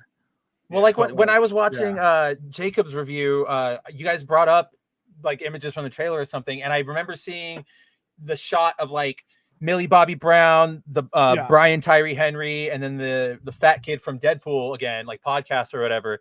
And I'm just like, man, they're like, I it's sort of like I probably would have assumed they're back, but then to like have it confirmed, I was just like, man, I don't like those characters. Like, no. Well, they brought back Tyree, but Millie Bobby Brown is out of this film, so I guess that's one positive. But somehow it's not much better. Drake would be happy to hear Tyree's that. a podcaster. Like, he's a useless character. Well, like I thought he had a really what a surprise. Yeah, I mean, he's supposed to be like he's supposed to be like the Black Alex Jones of his universe, but it's like it's not believable whatsoever. It's not. Well, it's like that's what I was gonna say. Is like that premise started off like it could be interesting. Like you have the conspiracy guy who was hitting everything. You know, like when we first meet him in Godzilla X Kong, he's like accurate and all of his reports are on. But then they just they introduced Millie Bobby and then the fat kid, and they just have the same role. So now he's playing second fiddle to them because Millie Bobby is the headlining actress, and then you get to the end and he. Like of Godzilla X Kong, and he's still being like a goofy conspiracy podcaster, as if he didn't just see everything he believed in confirmed. Yeah, it's so bizarre. The I don't worst. know if you guys remember this or not. Yep. This is the Martha scene. Ooh. Oh yeah. When this is Godzilla yelling Martha at Kong and Kong yelling Martha back at Godzilla. Why did you say that name? You can even see the glowing kryptonite spear. It's just you can. I defy you to tell me that the directors of this movie did not do a one-to-one recreation of the Martha scene. I defy you to tell me. It's all Warner Brothers, by the way. Yeah, I'm telling you. I want to address Doomslayer's comment because a lot of people say this. Godzilla is Godzilla movie. Expecting a Godzilla movie not to be schlocky. Who cares? The whole point of Godzilla is fighting monsters. That's what's fun about them. That is like true, but also like look, Pacific Rim did it really well. I think Pacific Rim is a goofy like sort of nonsense movie with like human characters, but the human characters number one they're piloting robots. Number two, they're like martial artists. They're actually interesting characters. Like the story's dumb, but like Idris Elba's a badass. Like the characters themselves are just so much better than anybody in this universe. And yes, you can do serious Godzilla. Look at -1. That's a serious movie without a lot of schlock. That you're actually. That's not, you don't have to do it that way. You can do a serious Godzilla movie the way they did in -1. You can do the schlocky stuff, but don't add characters like that you're sort of pseudo writing like realistically and trying to make them like part of the plot. And like the best example I can come up with of how pathetic the writing is in these movies is Mechagodzilla was defeated by coffee being poured on a computer. Oh, yeah. Yes. Are you fucking kidding me? And you're gonna let that slide and like pretend that this is just a B movie. Ha ha ha. You didn't have to do the coffee on the computer gimmick. That's retarded. And here's why I don't like that excuse. Like it's consume product, don't ask questions. That's what that exactly. That's really what it is. It's like it's the don't have any standards for the movies that you watch. Just sit there and consume it. And stop asking questions. And giant stop monster movie equals good movie 100% of the time. No, that's not true. Well, like what I'm hearing again, like I haven't watched this yet. Like I will at some point. But what I'm hearing from Lofti, what I'm hearing from Jacob is that it's very much it's the same complaint we got a lot with the Transformers movies, right? Like, okay, we want to see the vehicles and the fights and the robots crashing into things. Stop trying to interject a serious plot into the middle of it that like has its own legs. Right, exactly. With Pacific Rim, like Lofti was saying, Fast and Furious. Dude, right? Like can I just rant on this just for a quick second? You can. I am so sick and tired of Native Americans in movies and television. Like, I'm really just sick to death of it at this point. I had to sit through 3.5 hours of Killers of the Flower Moon. I had to watch Echo, like all of it. I had to watch like Reservoir Dogs. It's like, look, I get it. You guys got wiped out, but guess what?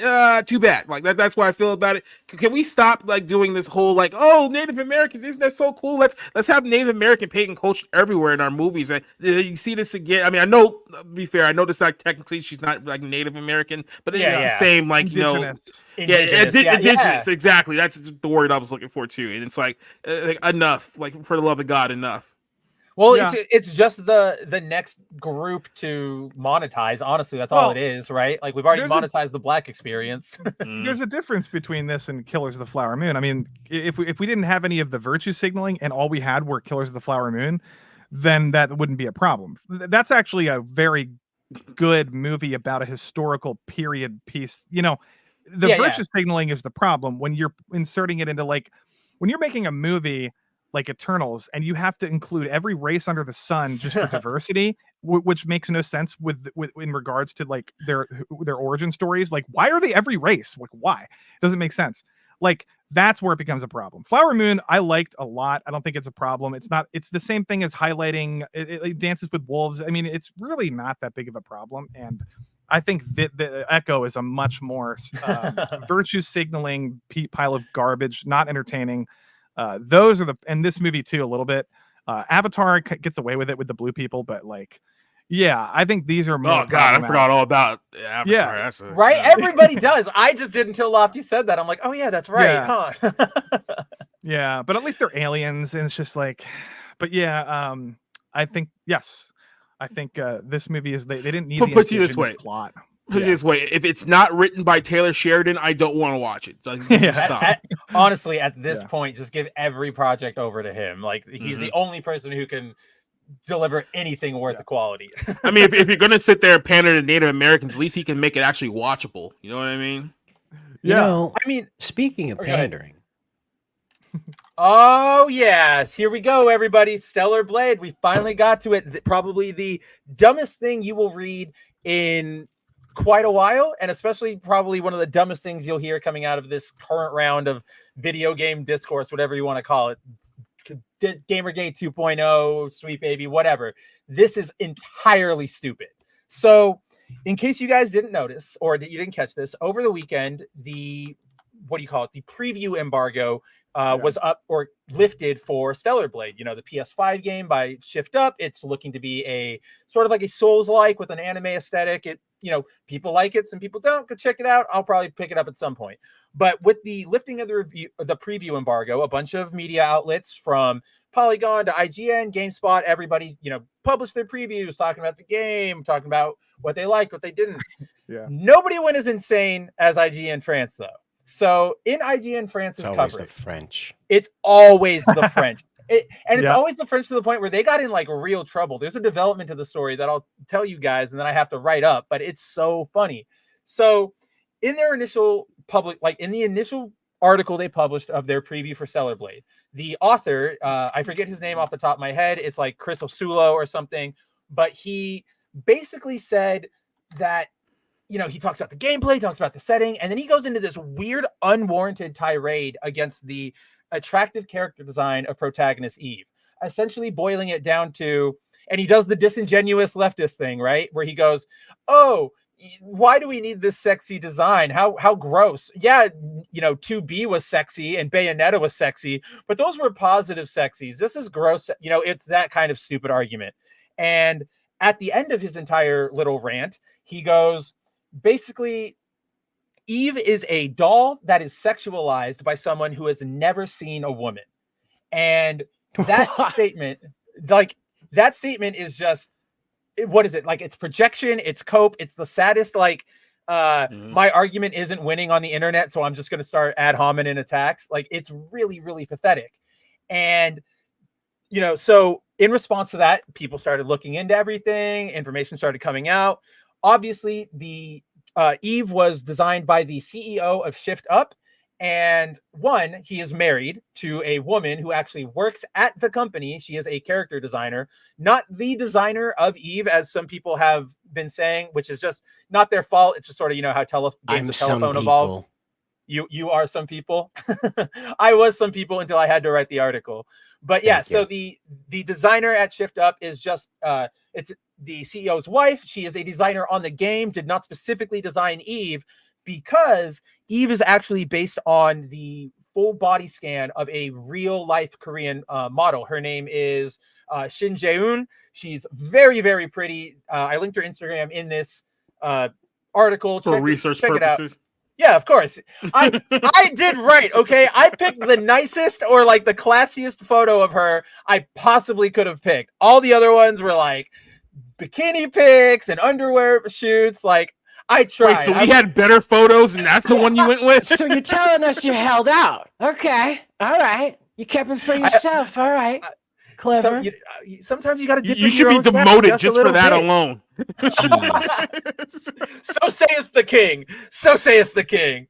But yeah, so obviously IGN France's accusation was just proven laughable on its face just from the jump. From there, however, instead of, retracting their statement or making an apology, IGN attempted to scramble to make themselves look like the heroes, like they were okay. So they did that in the form of multiple edits to the article. The first edit, they edited the statement and they changed it from a doll sexualized by someone who has never seen a woman to a doll sexualized by someone you would think has never seen a woman, right? And with that edit, they added a disclaimer. Instead of just saying, oh, we screwed up, we're just clarifying our bad, they said, this last sentence has been slightly edited for French-speaking people pretending not to understand what we meant, and the English-speaking mob who Google translated the initial text. Well, guess the hell what? Oh, somebody's salty. Dude, so salty. So salty. And guess the hell what, IGN France? I speak French. That's an accurate translation. I provided my own translation and went through all the other ones. You guys just said a really, really dumb thing. Don't blame it on us. But with that, obviously everybody railed against him again and said, what is wrong with you? Like, yada, yada. They made another edit to the article. They took the author's name off of the piece, instead replacing it with Team IGN. And they said, they left the change to the sentence that says, sexualized by someone you would think has never seen a woman, but they changed their disclaimer to say, this has been edited. The last sentence was edited because of death threats, which is just like, you've thrown in the towel. We know that there's nothing here. You've provided no evidence. You just randomly said it. No, like we've seen this before. This is just the very, very, very, very typical strategy from people who just cannot take L's. Again, guys, take your L's immediately, and don't do this. Don't let it fester. Don't get egg on your face, because this, where did they think this was going to go? Or just do this. When you get lambasted, just lay low. Say nothing. Say nothing and just wait. Pretend like you're completely unaware of all the heat that you're getting online for a couple of days, and then you come back and be like, "Oh, so what did I miss?"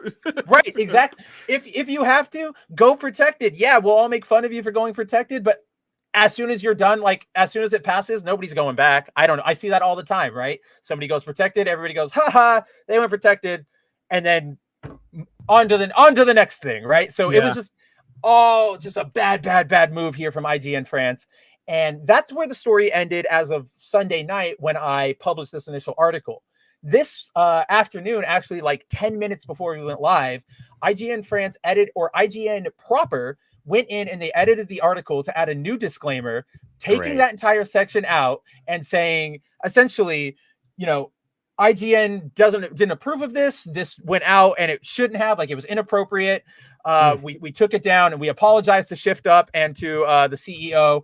And then they did the thing where they were like, by the way, IGN France isn't really IGN, so don't get mad at us. And I'm just like, okay, no, like that doesn't count. You guys have some sway here. It's not like it's not a franchise. You know what I mean? A lot of people tried whipping that around with the news the other week of the Pokemon Company International hiring a new DEI director, like an executive for 6 figures to promote DEI, a lot of people went, oh, why is everybody reacting? This is the Pokemon Company International. That's the American one. That's, of course they're going to do that. And it's like, but you're missing the point, right, Lofty? It's like, they don't just get to do whatever the hell they want. They have to go, here's what we're planning to do. Somebody approve it. Somebody send it down the line. So yeah, it's both not okay, it's two things. It's not game development related specifically because it's more of an HR position internationally. Right. However, it's inexcusable because of it's because of the rabbit hole of DEI. Once you have somebody in your company focused on that, they're going to start. It's just going to infect the company. Well, like in that job listing, there was a really stark point in it, which is, I'm sure it's in all these job listings. Maybe it's because it was a Pokemon one that it like really stood out to me, but it was sort of like, director will facilitate engagement with customers using DEI values. And that was like, what the hell is that? What are we doing here? Like black kids, you might as well at that point just be going because you say the same thing at that point. We're paying university students with degrees specific to DEI to we're just giving them money for free. That's all it is. The job that they're doing isn't even a job. It's like regurgitating like what's her face who wrote that book White Privilege book? Robin DiAngelo. It's paying people to regurgitate Robin DiAngelo. It's a pyramid scheme. That's what it is. It's a full racket. I mean, we see a racket. All of these like companies going, you need to enforce DEI. Everybody needs a DEI department. You know, hire this person who I know is a great person because we had a workshop together. The most insane one I think I've heard in recent months actually came from the Sweet Baby discourse, where the CEO in a talk like 4 years ago or so at GDC, she basically was talking like, why, what do you do if your you should always go and try to get like diversity programs in your company. And what do you do if the higher ups don't agree with it and they don't want it? Well, you basically threaten them and tell them how much of a headache it's going to be if they don't like instill it. And I'm like, that's just a shakedown. You're literally just like, give us protection money or we're going to ruin your business. We're going to label you an ist or a phobe. And I'm just like, this is, it's not an industry so much as it is, we found a way to give the kid who just, we all know the gender studies major. Like we all know this person. We all know how annoying they are. But for some reason, they found a way to get 6 figures. That Pokemon job pays 6 figures, starting at like $435,000 minimum. I was losing my absolute mind. I can just sit there and be paid like $500,000 to tell everybody that Jinx is racist and you should never use those cards ever again. I don't know. There's no, of course it's a scam. It's so bad. And yeah, Mitch says the left will literally say anything to win. We talk about this all the time, right? It's how they'll say something right here, right now, because it furthers their point, and it doesn't matter what history said, how it might play out for them, any of the implications, as long as they get the binary, am I right? Yes, no, like check right there. That's all they care about. And that's how we've gotten to where we've gotten to, because they say shit, people take it as truth, kind of like what Lofty was saying earlier when we were talking about Ed, right? Or Lofty and Cider, where people can say things and it doesn't matter and it'll stick with you. I know so many people who, just random Twitter, like personalities, I guess you would say, like they're just shit post accounts where they make a joke and 4 replies are always like, oh, aren't you the pedophile? Aren't you the blah, blah, blah? And it's like, no, that was a complete out of context thing. And nobody is looking, but somebody threw it out there once and now it's stuck. Yeah. Right. Like years later, years later. And like it gets even worse when people like dig it up years later and they just show you like, here's a message devoid of context, devoid of everything. And it's like, well, I get that. I get that all the time. Oh yeah. I'm sure. Right. Like, I'm sure everybody here, like everybody on this panel probably gets it. People don't pay attention. These normies, like these trolls, they don't pay attention to your actual content. They pay attention to like two things that went viral. And then that's like, to them, that's like sort of who you are. So like I get this for being like, people call me woke, people call me a commie, people call me they say that I have bad takes, but they don't follow me. Which so they don't is true, really but know. you don't have to say it. Yeah, No, exactly. Yeah. I mean, True. Shut up about it. I wasn't gonna I'm say. trying to be a Trojan horse here in this community. Exactly. No, they call me a Trojan horse, but like they just don't. They don't follow me. They don't.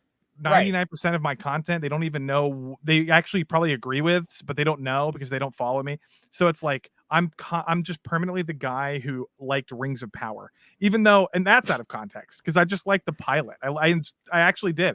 I enjoyed the pilot to the show, and for various reasons, I explained it for like 4 hours one night, but like it doesn't matter now. I like the whole show, even though I hate the whole show. I just like the pilot, but like. It's an example. It's like they'll just use that against you forever. Forever an infidel. Yep. Like as long as there is a clout, a piece of clout, no matter how small, to be gained from it, they'll use it. They will absolutely use it. So don't talk to teenagers and don't talk to anybody. Just post images from comic books and movies. Like that's all I can recommend for your online presences, right? Pretty much. Yeah. No, this would be a good time to stand on my soapbox and say, I think as men, we need to go back to pepper spraying women who are a threat to us. Like, I don't say you should ever hit a woman, but they do make pepper spray for a reason. It is not illegal to use in 36 states. So I would go forward with that one. Yeah. Yep. So, I mean, what about bear spray? Like, that's what I want to go to. Forget pepper Hey, spray. I mean, look, look, some of these girls are getting a little big, so maybe bear spray. It's so funny you said that because when we start, I don't know why, but the image that left in my head was that one chick from the she was on that it's that one podcast that all the like girls go on that just to get like made fun of or whatever podcast. Yeah, but there was the one where it was like 3 really attractive girls and then like the big orc, and they were like, "Yeah, you think you look like the it's like, you think you look as good as your friends? Oh yeah, totally." And I'm just like, man. We need to like shut down everything. For I hear the Carolina Panthers need a middle linebacker right now. Maybe you should. There's an opportunity, but I don't know if you should be on the podcast right now. That was the one with Gorlock. That was Gorlock. Yes. No, he's not kidding. Like, look at this. This is you found it. Thank you. Yes. This is a boss at the bottom of a dungeon. Like, you have to fight this to get out of the dungeon. You know. That's guarding like a one-up treasure. It's like when you're in the club and you find the one cute girl, then like her friend comes in to cock block you, and like this is her friend. No, this isn't even the cock block friend. This is the friend where like your buddy's is talking to like any of the other 3 girls, and he needs like a wingman because otherwise he's not gonna get it. So you have to talk to her, and you're like, man. Yeah, it is the whatever podcast. Okay, I was completely. I didn't know the name of it, but like this, like it feels cruel. I don't know. I thought of Gorlock in the very beginning. just look at the body comparison. My God, and she's the one bands on. It's so cruel. It's just so cruel. And she's like, it's such a layup. You feel bad even like mentioning it. It's like, right. Like you see, it's like that dog that the legs don't work on it anymore, but the owner will like be nice and not be a hero, and just take the L and put the dog out of its misery. I was more thinking it's like when somebody has like a like it's so obvious. It's like when somebody has like a burn, and you're like, okay, you're not ugly. Something had to have happened. Like that's the level I feel like we're at right now. Madam, have you considered meat packing? Madam, have you considered AEW? I hear they need talent right now. Can you lift a couch over your head? Who am I kidding? Of course you can. She probably lifted the studio. She's got it. She's got the build. I want her on my side. Let's just put it that way. It's a man, baby. It's a man, baby. Gosh, I love those movies, and they're never coming back. And I don't ever want them to come back, especially under him. He doesn't have it anymore. He does not have it anymore. No. Give us a Love Guru 2 instead of ever touching Austin Powers. Look, we're going to get an Austin Powers 4 because we just announced we're getting Matrix 5, so why not at this point, right? It's like, maybe we should end on this note. Like, Okay, so the Wachowski brothers, sisters, I don't care what they call themselves these days. Like, they pretty much like explicitly said in the last Matrix movie they did not want to do this. Warner's brothers forced them to do this, so we're going to tank this movie because we didn't want to do this. You forced us to do this, and now we're going to like kill our own creation.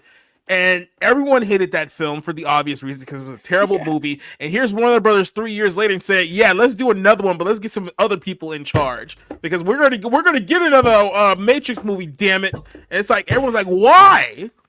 There's been so 5 movies and only one of them is any good. Right? Like you've already tried the franchise thing, and then like. Yeah, you brought up the point about the last movie. Like the entire theme of that last movie was like, we didn't want to do this. Warner Brothers is milking this, and we all need to move on. So like then they name. They called them out by name and said they're forcing us to do this movie. Like those are the antagonist characters too. Are like Warner Brothers writers. Like Warner Brothers studio executives are literally the villains of the movie. Like did you not watch the film? This is so insane. Like, how do you? It feels like somebody made a joke about you and you just didn't get it, and now everybody has to go along because you just don't get it. There it is, right there. Yeah. So apparently Drew Goddard is going to be writing and directing this film. What is he doing? I'm going to assume that Wachowski is only going to be an executive producer in name only, because they have to have some kind of credit for creating this universe. So. That's what I felt like too. Because like with the initial news, I didn't see her or them or whatever like attached to it. And then I see it in that headline. That definitely just feels like it's our property. We have to be attached to it. Like we have to have a credit on it. Like the silver lining is Drew Goddard. He did Daredevil. He's done some good stuff. He did like I know he did like Lost. He did Alias 2. He also did Cabin in the Woods, which is like one of my favorite movies. Yeah, but like that doesn't matter when the Wachowskis are producing and Warner Brothers is like, and the continuity of the timeline's all fucked up right now anyway. Like, what's the point of another movie? Why are you? Yeah, I mean, reboot it, I guess. Like, if you really had to do it and be like, here's a brand new Matrix story, no Neo, no anything. We're starting from zero, but to keep it going. Are you gonna get Keanu back? I don't think he wants. I mean, they didn't even get Agent Smith back in the last film, or Lawrence Fishburne. Yeah, they didn't get that new guy. What the hell is Hugo Weaving gonna do in the movie? Like, what can you do with Agent Smith? He literally replaced every single person in the Matrix and fought Neo, and that wasn't enough. At this point, I feel like if you go back to the Matrix, you have to just do another Battle of Zion, right? Like a fight outside of the Matrix, because we already saw that, and that's where the story left off. Like, can't go back. There's a lot of like prequel stuff that that's true. Like animated stuff. Like, because there is a history before Neo woke up, he got woke before Neo got woke. Quite literally. There's a little bit of a history. I don't know, young Neo or Morpheus. I have no idea. I think it's gonna fail. It just like you said, Lofty, like Drew Goddard, good, but it just feels like everybody told you, like, it's like your friend is like, oh, I'm gonna play this prank, like it's gonna be really like I'm gonna leave, like I'm gonna make the teacher sit in like a ho-oh or something, and it's gonna look like poop, and everybody goes, dude, that's not like, all right, I get the joke, but it's not that funny, like we don't need that. And then he does it and he goes, isn't that great, isn't that the best thing? And it's like, no, we didn't think it was before you did, and we don't think it is now. I don't know what you want from us.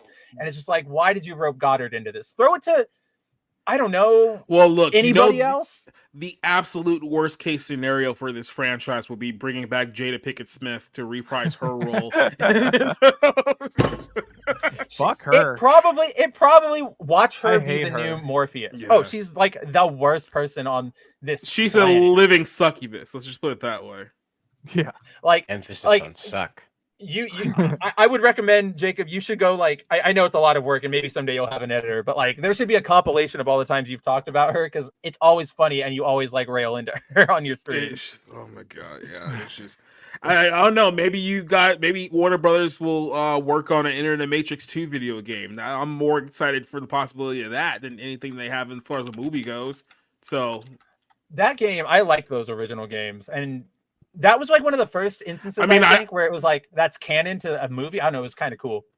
Yeah, where they actually like film stuff that was separate to the movie. I mean, I still think it's a pretty good game. I can only play as Ghost now thanks to Jada, but I mean, it's still a pretty solid game. Dude, I didn't even when all that news broke, because we talked about this like whenever the Jada stuff happened like last year, and I didn't realize for some reason that was her, and I was just like, damn it, that is her. Like, oh, I can't believe it. You remember the rumor? Apparently, that role was supposed to go to Aaliyah right before she died, and she passed away like really before they went to pre-production for that whole thing. So they ended up replacing her with Jada Pinkett Smith.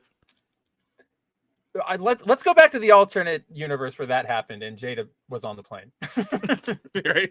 I think Will Smith would at least appreciate it. Oh yeah, Look at this good old PS2. Mm-hmm. Video games peaked here. Like we don't need voice actors or cinematics. Wow, this is slow-mo. Deus Ex was for PS2, wasn't it? Or was it 3? Yeah.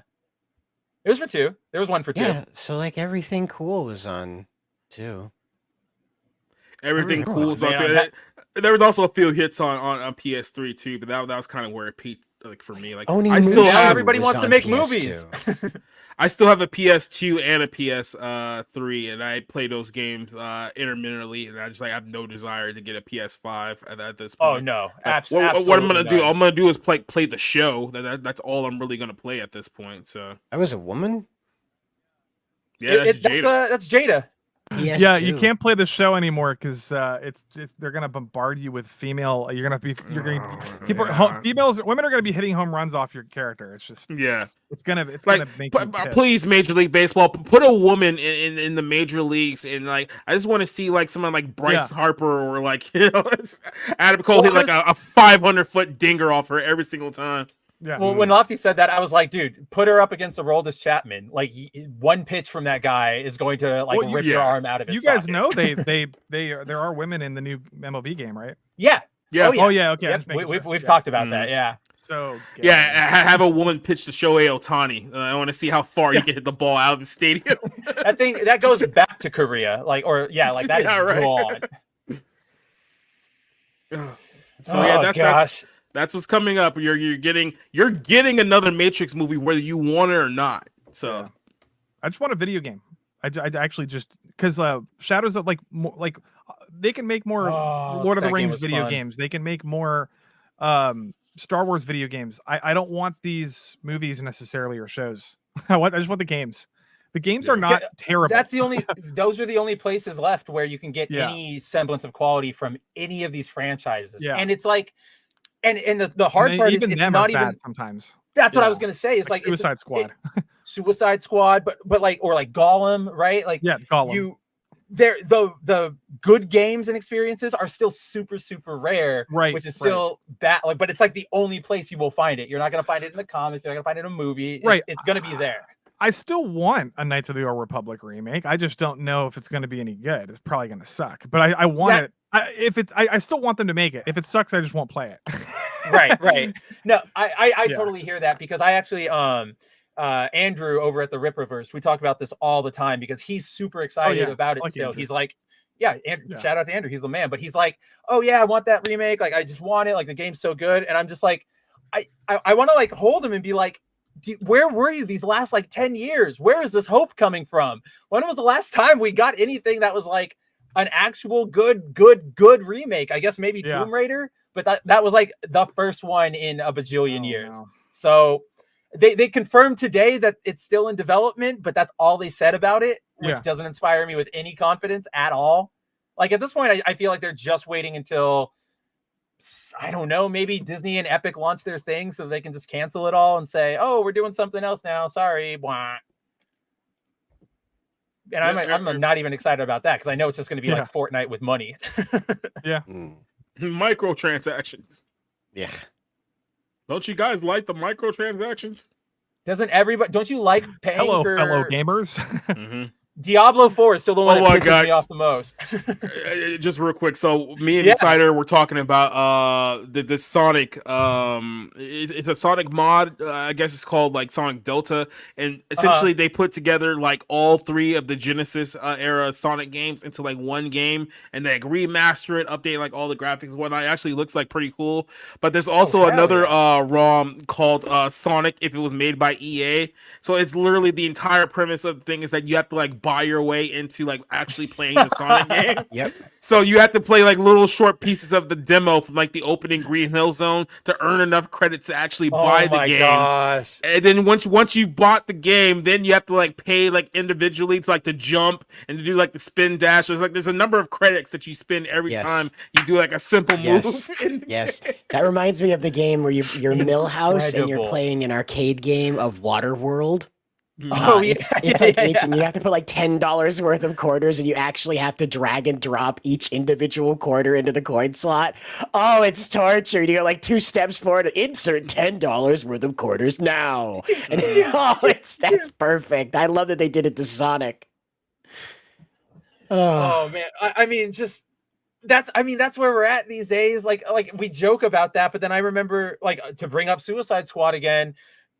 That's probably the most egregious one to me lately, like that in Diablo 4. Because in Suicide Squad, it was like, oh hey everybody, you pre-ordered the game. Here's a DLC pack of like original costumes for everybody.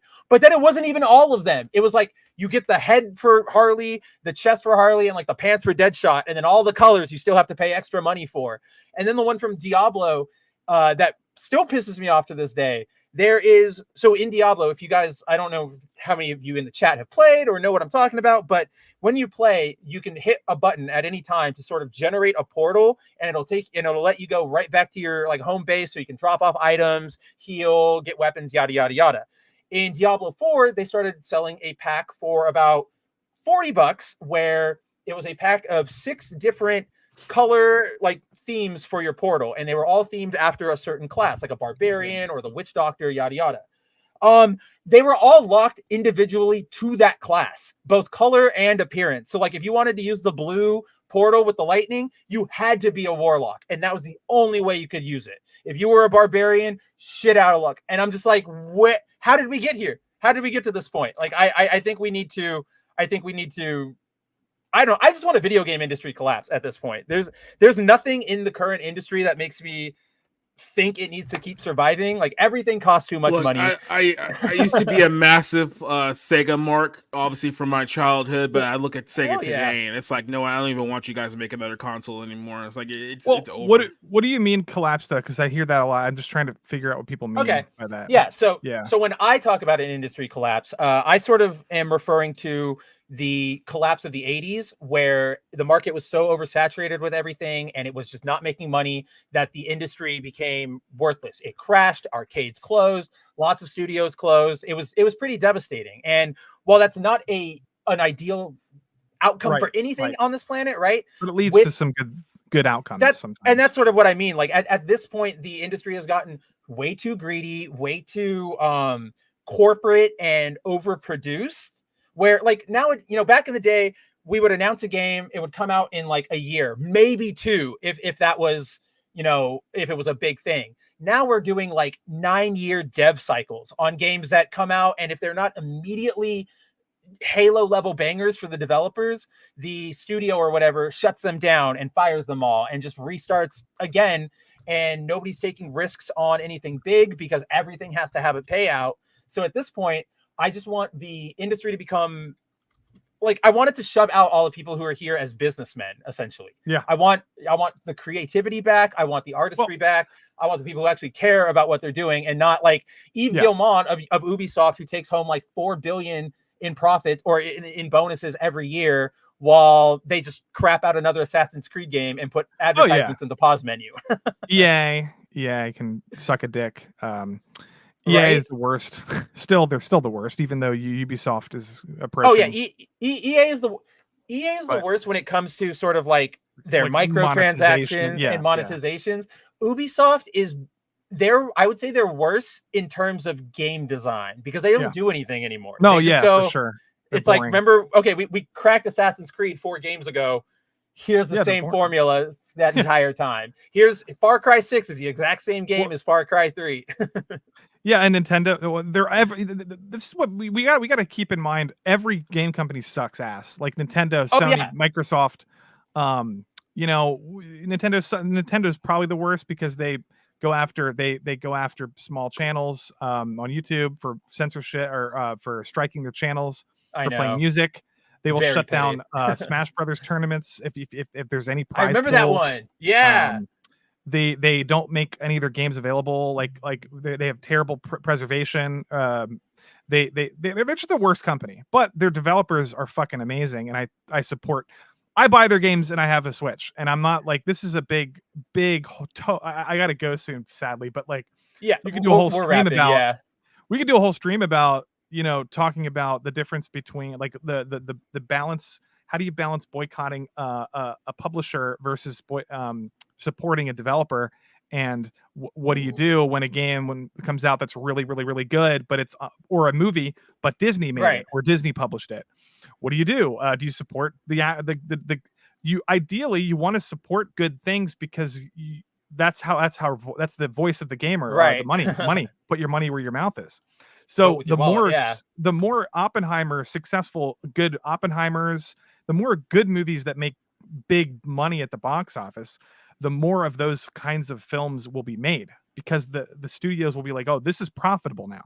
So, but what if Oppenheimer was a Disney movie? Well, do you boycott the movie and then just send the wrong message, or like, what do you do? Right. So it's like a very, very complicated conversation. So, but I'm torn because I think that's an incredible, I think we should set that up. I think it's a really good discussion. And I don't want to get into it right now because I know we should wrap it. We all have to go, but it's like, I have it on my tongue. But yes, I think, Lofty, let's set that up. Because I think there's a lot to talk about there. Because I mean, we can go to like theme parks and all that stuff. I think that there's a lot to talk about there. I think that would be a lot of fun. I would totally be back for that. But yeah, I think with that, as Lofty has to go, we're 30 minutes past our regular time. Now's as good a time as any to start our sign off. So I will start by saying thank you to absolutely everyone who stopped by tonight, from DZ to Hey, It's Me in HD, YouTube me. I know you just showed up. Thanks for coming by on your lunch break. Eccentric Banana was here. Just all of you guys. Again, if I forgot your name, I totally saw you, and I totally appreciate that you guys were here and made it, because you watch us, we can do this for you, and it's our pleasure every time. Before we get out of here, I will throw this over to everybody else to let you know what they've got going on, starting with Jacob. What do you have, my friend? So what do I have going on? Oh yeah, so I have a bunch of episodes of Retro Wave coming up. We did a big stream on Saturday where we basically talked about a lot of late 80s, early 90s Nickelodeon shows, and we watched and reviewed some of them. So those episodes will be trickling in throughout the course of the next couple of weeks. So look out on the channel for that. I have interview with Mongo Slave. We talked about the Freaknik documentary on Hulu. That's also coming up this weekend. Sunday, next episode of the Bible Lens podcast is probably going to be my most controversial topic to date, because I'm going to talk about how Black culture has pretty much promoted and glorified sin. So I'm going to get a whole lot of hate from Israelites and Nature and Islam people. That should be very, very fun to go through on Sunday. Then Tuesday, we got the Barroom podcast. Check out our last night's episode. We went through the Caitlyn Clark hate situation going on. We did Godzilla. We even talked about Shakira saying something pretty base, and then the absolute meltdown regarding her comments. So that was from last night's show.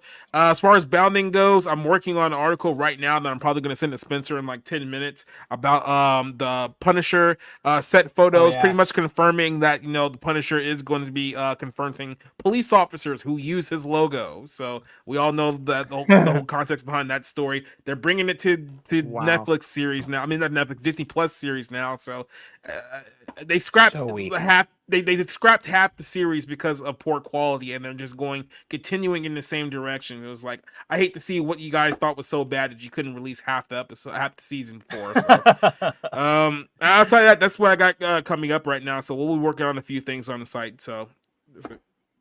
Yeah, dude, Punisher's going to say ACAB. We're going to get an end of an episode. He's going to stand up and look straight at the camera and go ACAB. I cannot wait. Dude, you bring up, like, what did they, like, not think was good enough to make the screen? And now I just really want to see both whatever that original Daredevil was, and the like 3 episodes they cut from Echo. Like, I need to see those. Yeah, I will. because if they thought it was bad, you know, exactly. Like, we saw what actually made the cut. Echo Mania, dude! Like, National Treasure sequel. It's me. We're all going, and we're breaking into Marvel HQ, and we're finding that, and we're finding the New Warriors series that they never published. I demand it. Oh, the one with Safe Space and Snowflake. Yeah. Yeah, no, that's the New Warriors one. That's what I'm talking about. Like, yeah. Oh, I need it. It's been like 4 years. I need it in my life, Daniel Kibblesmith. Give it to me right now. All right, next we will throw it over to Cider. What do you got going on? Guys, we do videos on bounding every day, but tomorrow I do a show with Nerdigans called Tokyo Happy Hour, where we talk about anime news and Japanese culture news. Not necessarily the politics that are going on, but perhaps the politics that are influencing manga, anime, video games, and music coming out of the land of the rising sun. This week, we're going to be discussing that the 50th anniversary of Space Battleship Yamato is going to be helmed by Hideki Anno. You might recognize that name from Evangelion. So this is not the 50th anniversary. Will be coming out soon. And just look forward to that. So we'll be talking about it tomorrow. And we'll see you then. Until then, check out Bounding for daily videos on what's going on. Awesome. Yeah, guys, check out Tokyo Happy Hour. It is a lot of fun. It's actually been doing pretty well for a new show. So yeah, if you like anime, you like Japan, come hang out with us. With that, we have our guest of the night, Lofti. How you doing, my friend? What have you got? Where can we find you? Where can we disagree with your takes? Good. Yeah. Lofty Pixels on YouTube and Twitter. It's pretty much I limit social media on purpose. Good. But as we've proven tonight, good. Yeah. As far as what I have going on, it's kind of weird timing because I'm probably taking a little bit of a hiatus to work on so I'm working on writing a comic book. Awesome. And also, righteous. Yeah. So like I have to, and there's a million other reasons why, but like YouTube, social media, a little bit distracting. It's preventing me from doing that. And then like just the culture war can be a little annoying sometimes. And then I think I'm just due for a little bit of a break. I've done this before. And then I came back and it was so much easier to like kind of be on social media. Night and day to hang out. Yeah. Yeah. So, but yeah, I might be taking a bit of a break here. I'm going to try to like still come on a stream or two occasionally if possible. But yeah, I just gotta I gotta write this comic book, man. It's something that all my friends, like people that I know in Comicsgate, were encouraging me to do, and it's just like, yeah, I got to do it. It's a good idea, and I'm excited. It's actually more of a manga, to be fair. Oh, good. That's what Cider's building. I know he's got one in the cooker. Yeah, it's just harder it might be harder to market that within Comicsgate, but I think I can probably do it sort of successfully. I know enough people, but yeah, we'll see. Well, your platform is anime oriented, so from your own platform, it'll be much easier. Yep. That's true. Yeah. Yeah, you have that subsection of the sphere, as I like to call it. You have that one locked down. So it's like you and Nerdigans. It's like you Nerdigans and now Cider because he's doing Tokyo Happy Hour. Cool. But yeah. Awesome. Good luck on the break. I mean, everybody always should like step away. Like this does get a lot. I think it's a good idea. The problem is a lot of people are feel the need to, if you do feel that if you take a break, you lose that momentum. And while it's true, I actually do agree with that. Yeah. I think specifically where I'm at, I've gotten to like when I took a long break before and I came back, I was like immediately welcomed back because of I just know enough people at this point. Yeah. I'm not gonna lose like too much, but other people might need to just keep that momentum. I understand it. Not everybody can take a break. I'm just talking about myself, basically. Also, I'm trying to quit. I just quit smoking, so like that's another reason I'm trying to like limit like the stress that like would cause me to stress. Yeah, I don't want to have any compulsions. Like I want to get over this like maybe like a month or two like of no smoking. It's been 3 weeks, so. Good luck, man. You're still early in it. You are still early in it. Yeah. I don't think you've gotten to the point yet where do you have the nicotine rage yet, or like the withdrawal annoyance yet? I am vaping like 3% nicotine. But I haven't had the urge to have a cigarette, so it's that's progress. That's progress. progress. You don't need to go cold turkey. Whatever works for you, as long as you get out. I went cold turkey right? for a week, and then it was just like one thing was just like super annoying and stressful, or some interaction was, and I just was like, fuck it. So I just like bought a vape. I was like, yeah. But well, yeah. I think that's a good compromise. You didn't go all the way. I know. A little bit, right? So progress. And it's easier. it's actually probably easier to wean off of a vape than it is smoking. But yeah, I'll get there. I'll get there. That's what Big Vape wants you to believe. All right. True. Whoops. All right. Yes. And then as for me, guys, again, thank you guys for stopping by. 01 stream on Wednesday night is always a pleasure because we get to talk to you. Obviously, you can check out boundingintocomics.com every day for new stories. I know that my output this week has been a little lower. That was mostly because I had to spend literally all day yesterday on the Pisker story, making sure I got all of my ducks in a line. But we're back to your regularly scheduled content, so don't even worry about that. Like everybody said, follow everybody on their Twitter accounts, on their YouTube channels, Lofti Pixels, Society Movies, Cider Hype, all that great stuff. Come back here tomorrow night for Tokyo Happy Hour. And again, if you want more of us, you can come back same bat time, same bat channel next Wednesday for another episode of the 01 stream, where me, Jacob, Josh, and Cider will break down the week's biggest news stories. Josh will be back with us next week. He will swap back in for Lofty because obviously Lofty has things to do. But yeah, if you want more of me personally, you can catch me on Twitter at CaboodleWriterMav, or Fridays at 5 p.m. Pacific time, 8 p.m. Eastern time. I host a stream over on my channel, Studio Kabuto, The Good, the Mad, the Ugly, where I offer some conversations, deep dives into some topics that might not get discussed around the sphere: anime, manga, tokusatsu, video games, all that sort of fun stuff. If that's up your alley, come on by. I'd be happy to have you. And yeah, I think with that, that is all we have going on. And I think we are ready to call it a night. So until then, see ya. Bye, everybody. Bye-bye.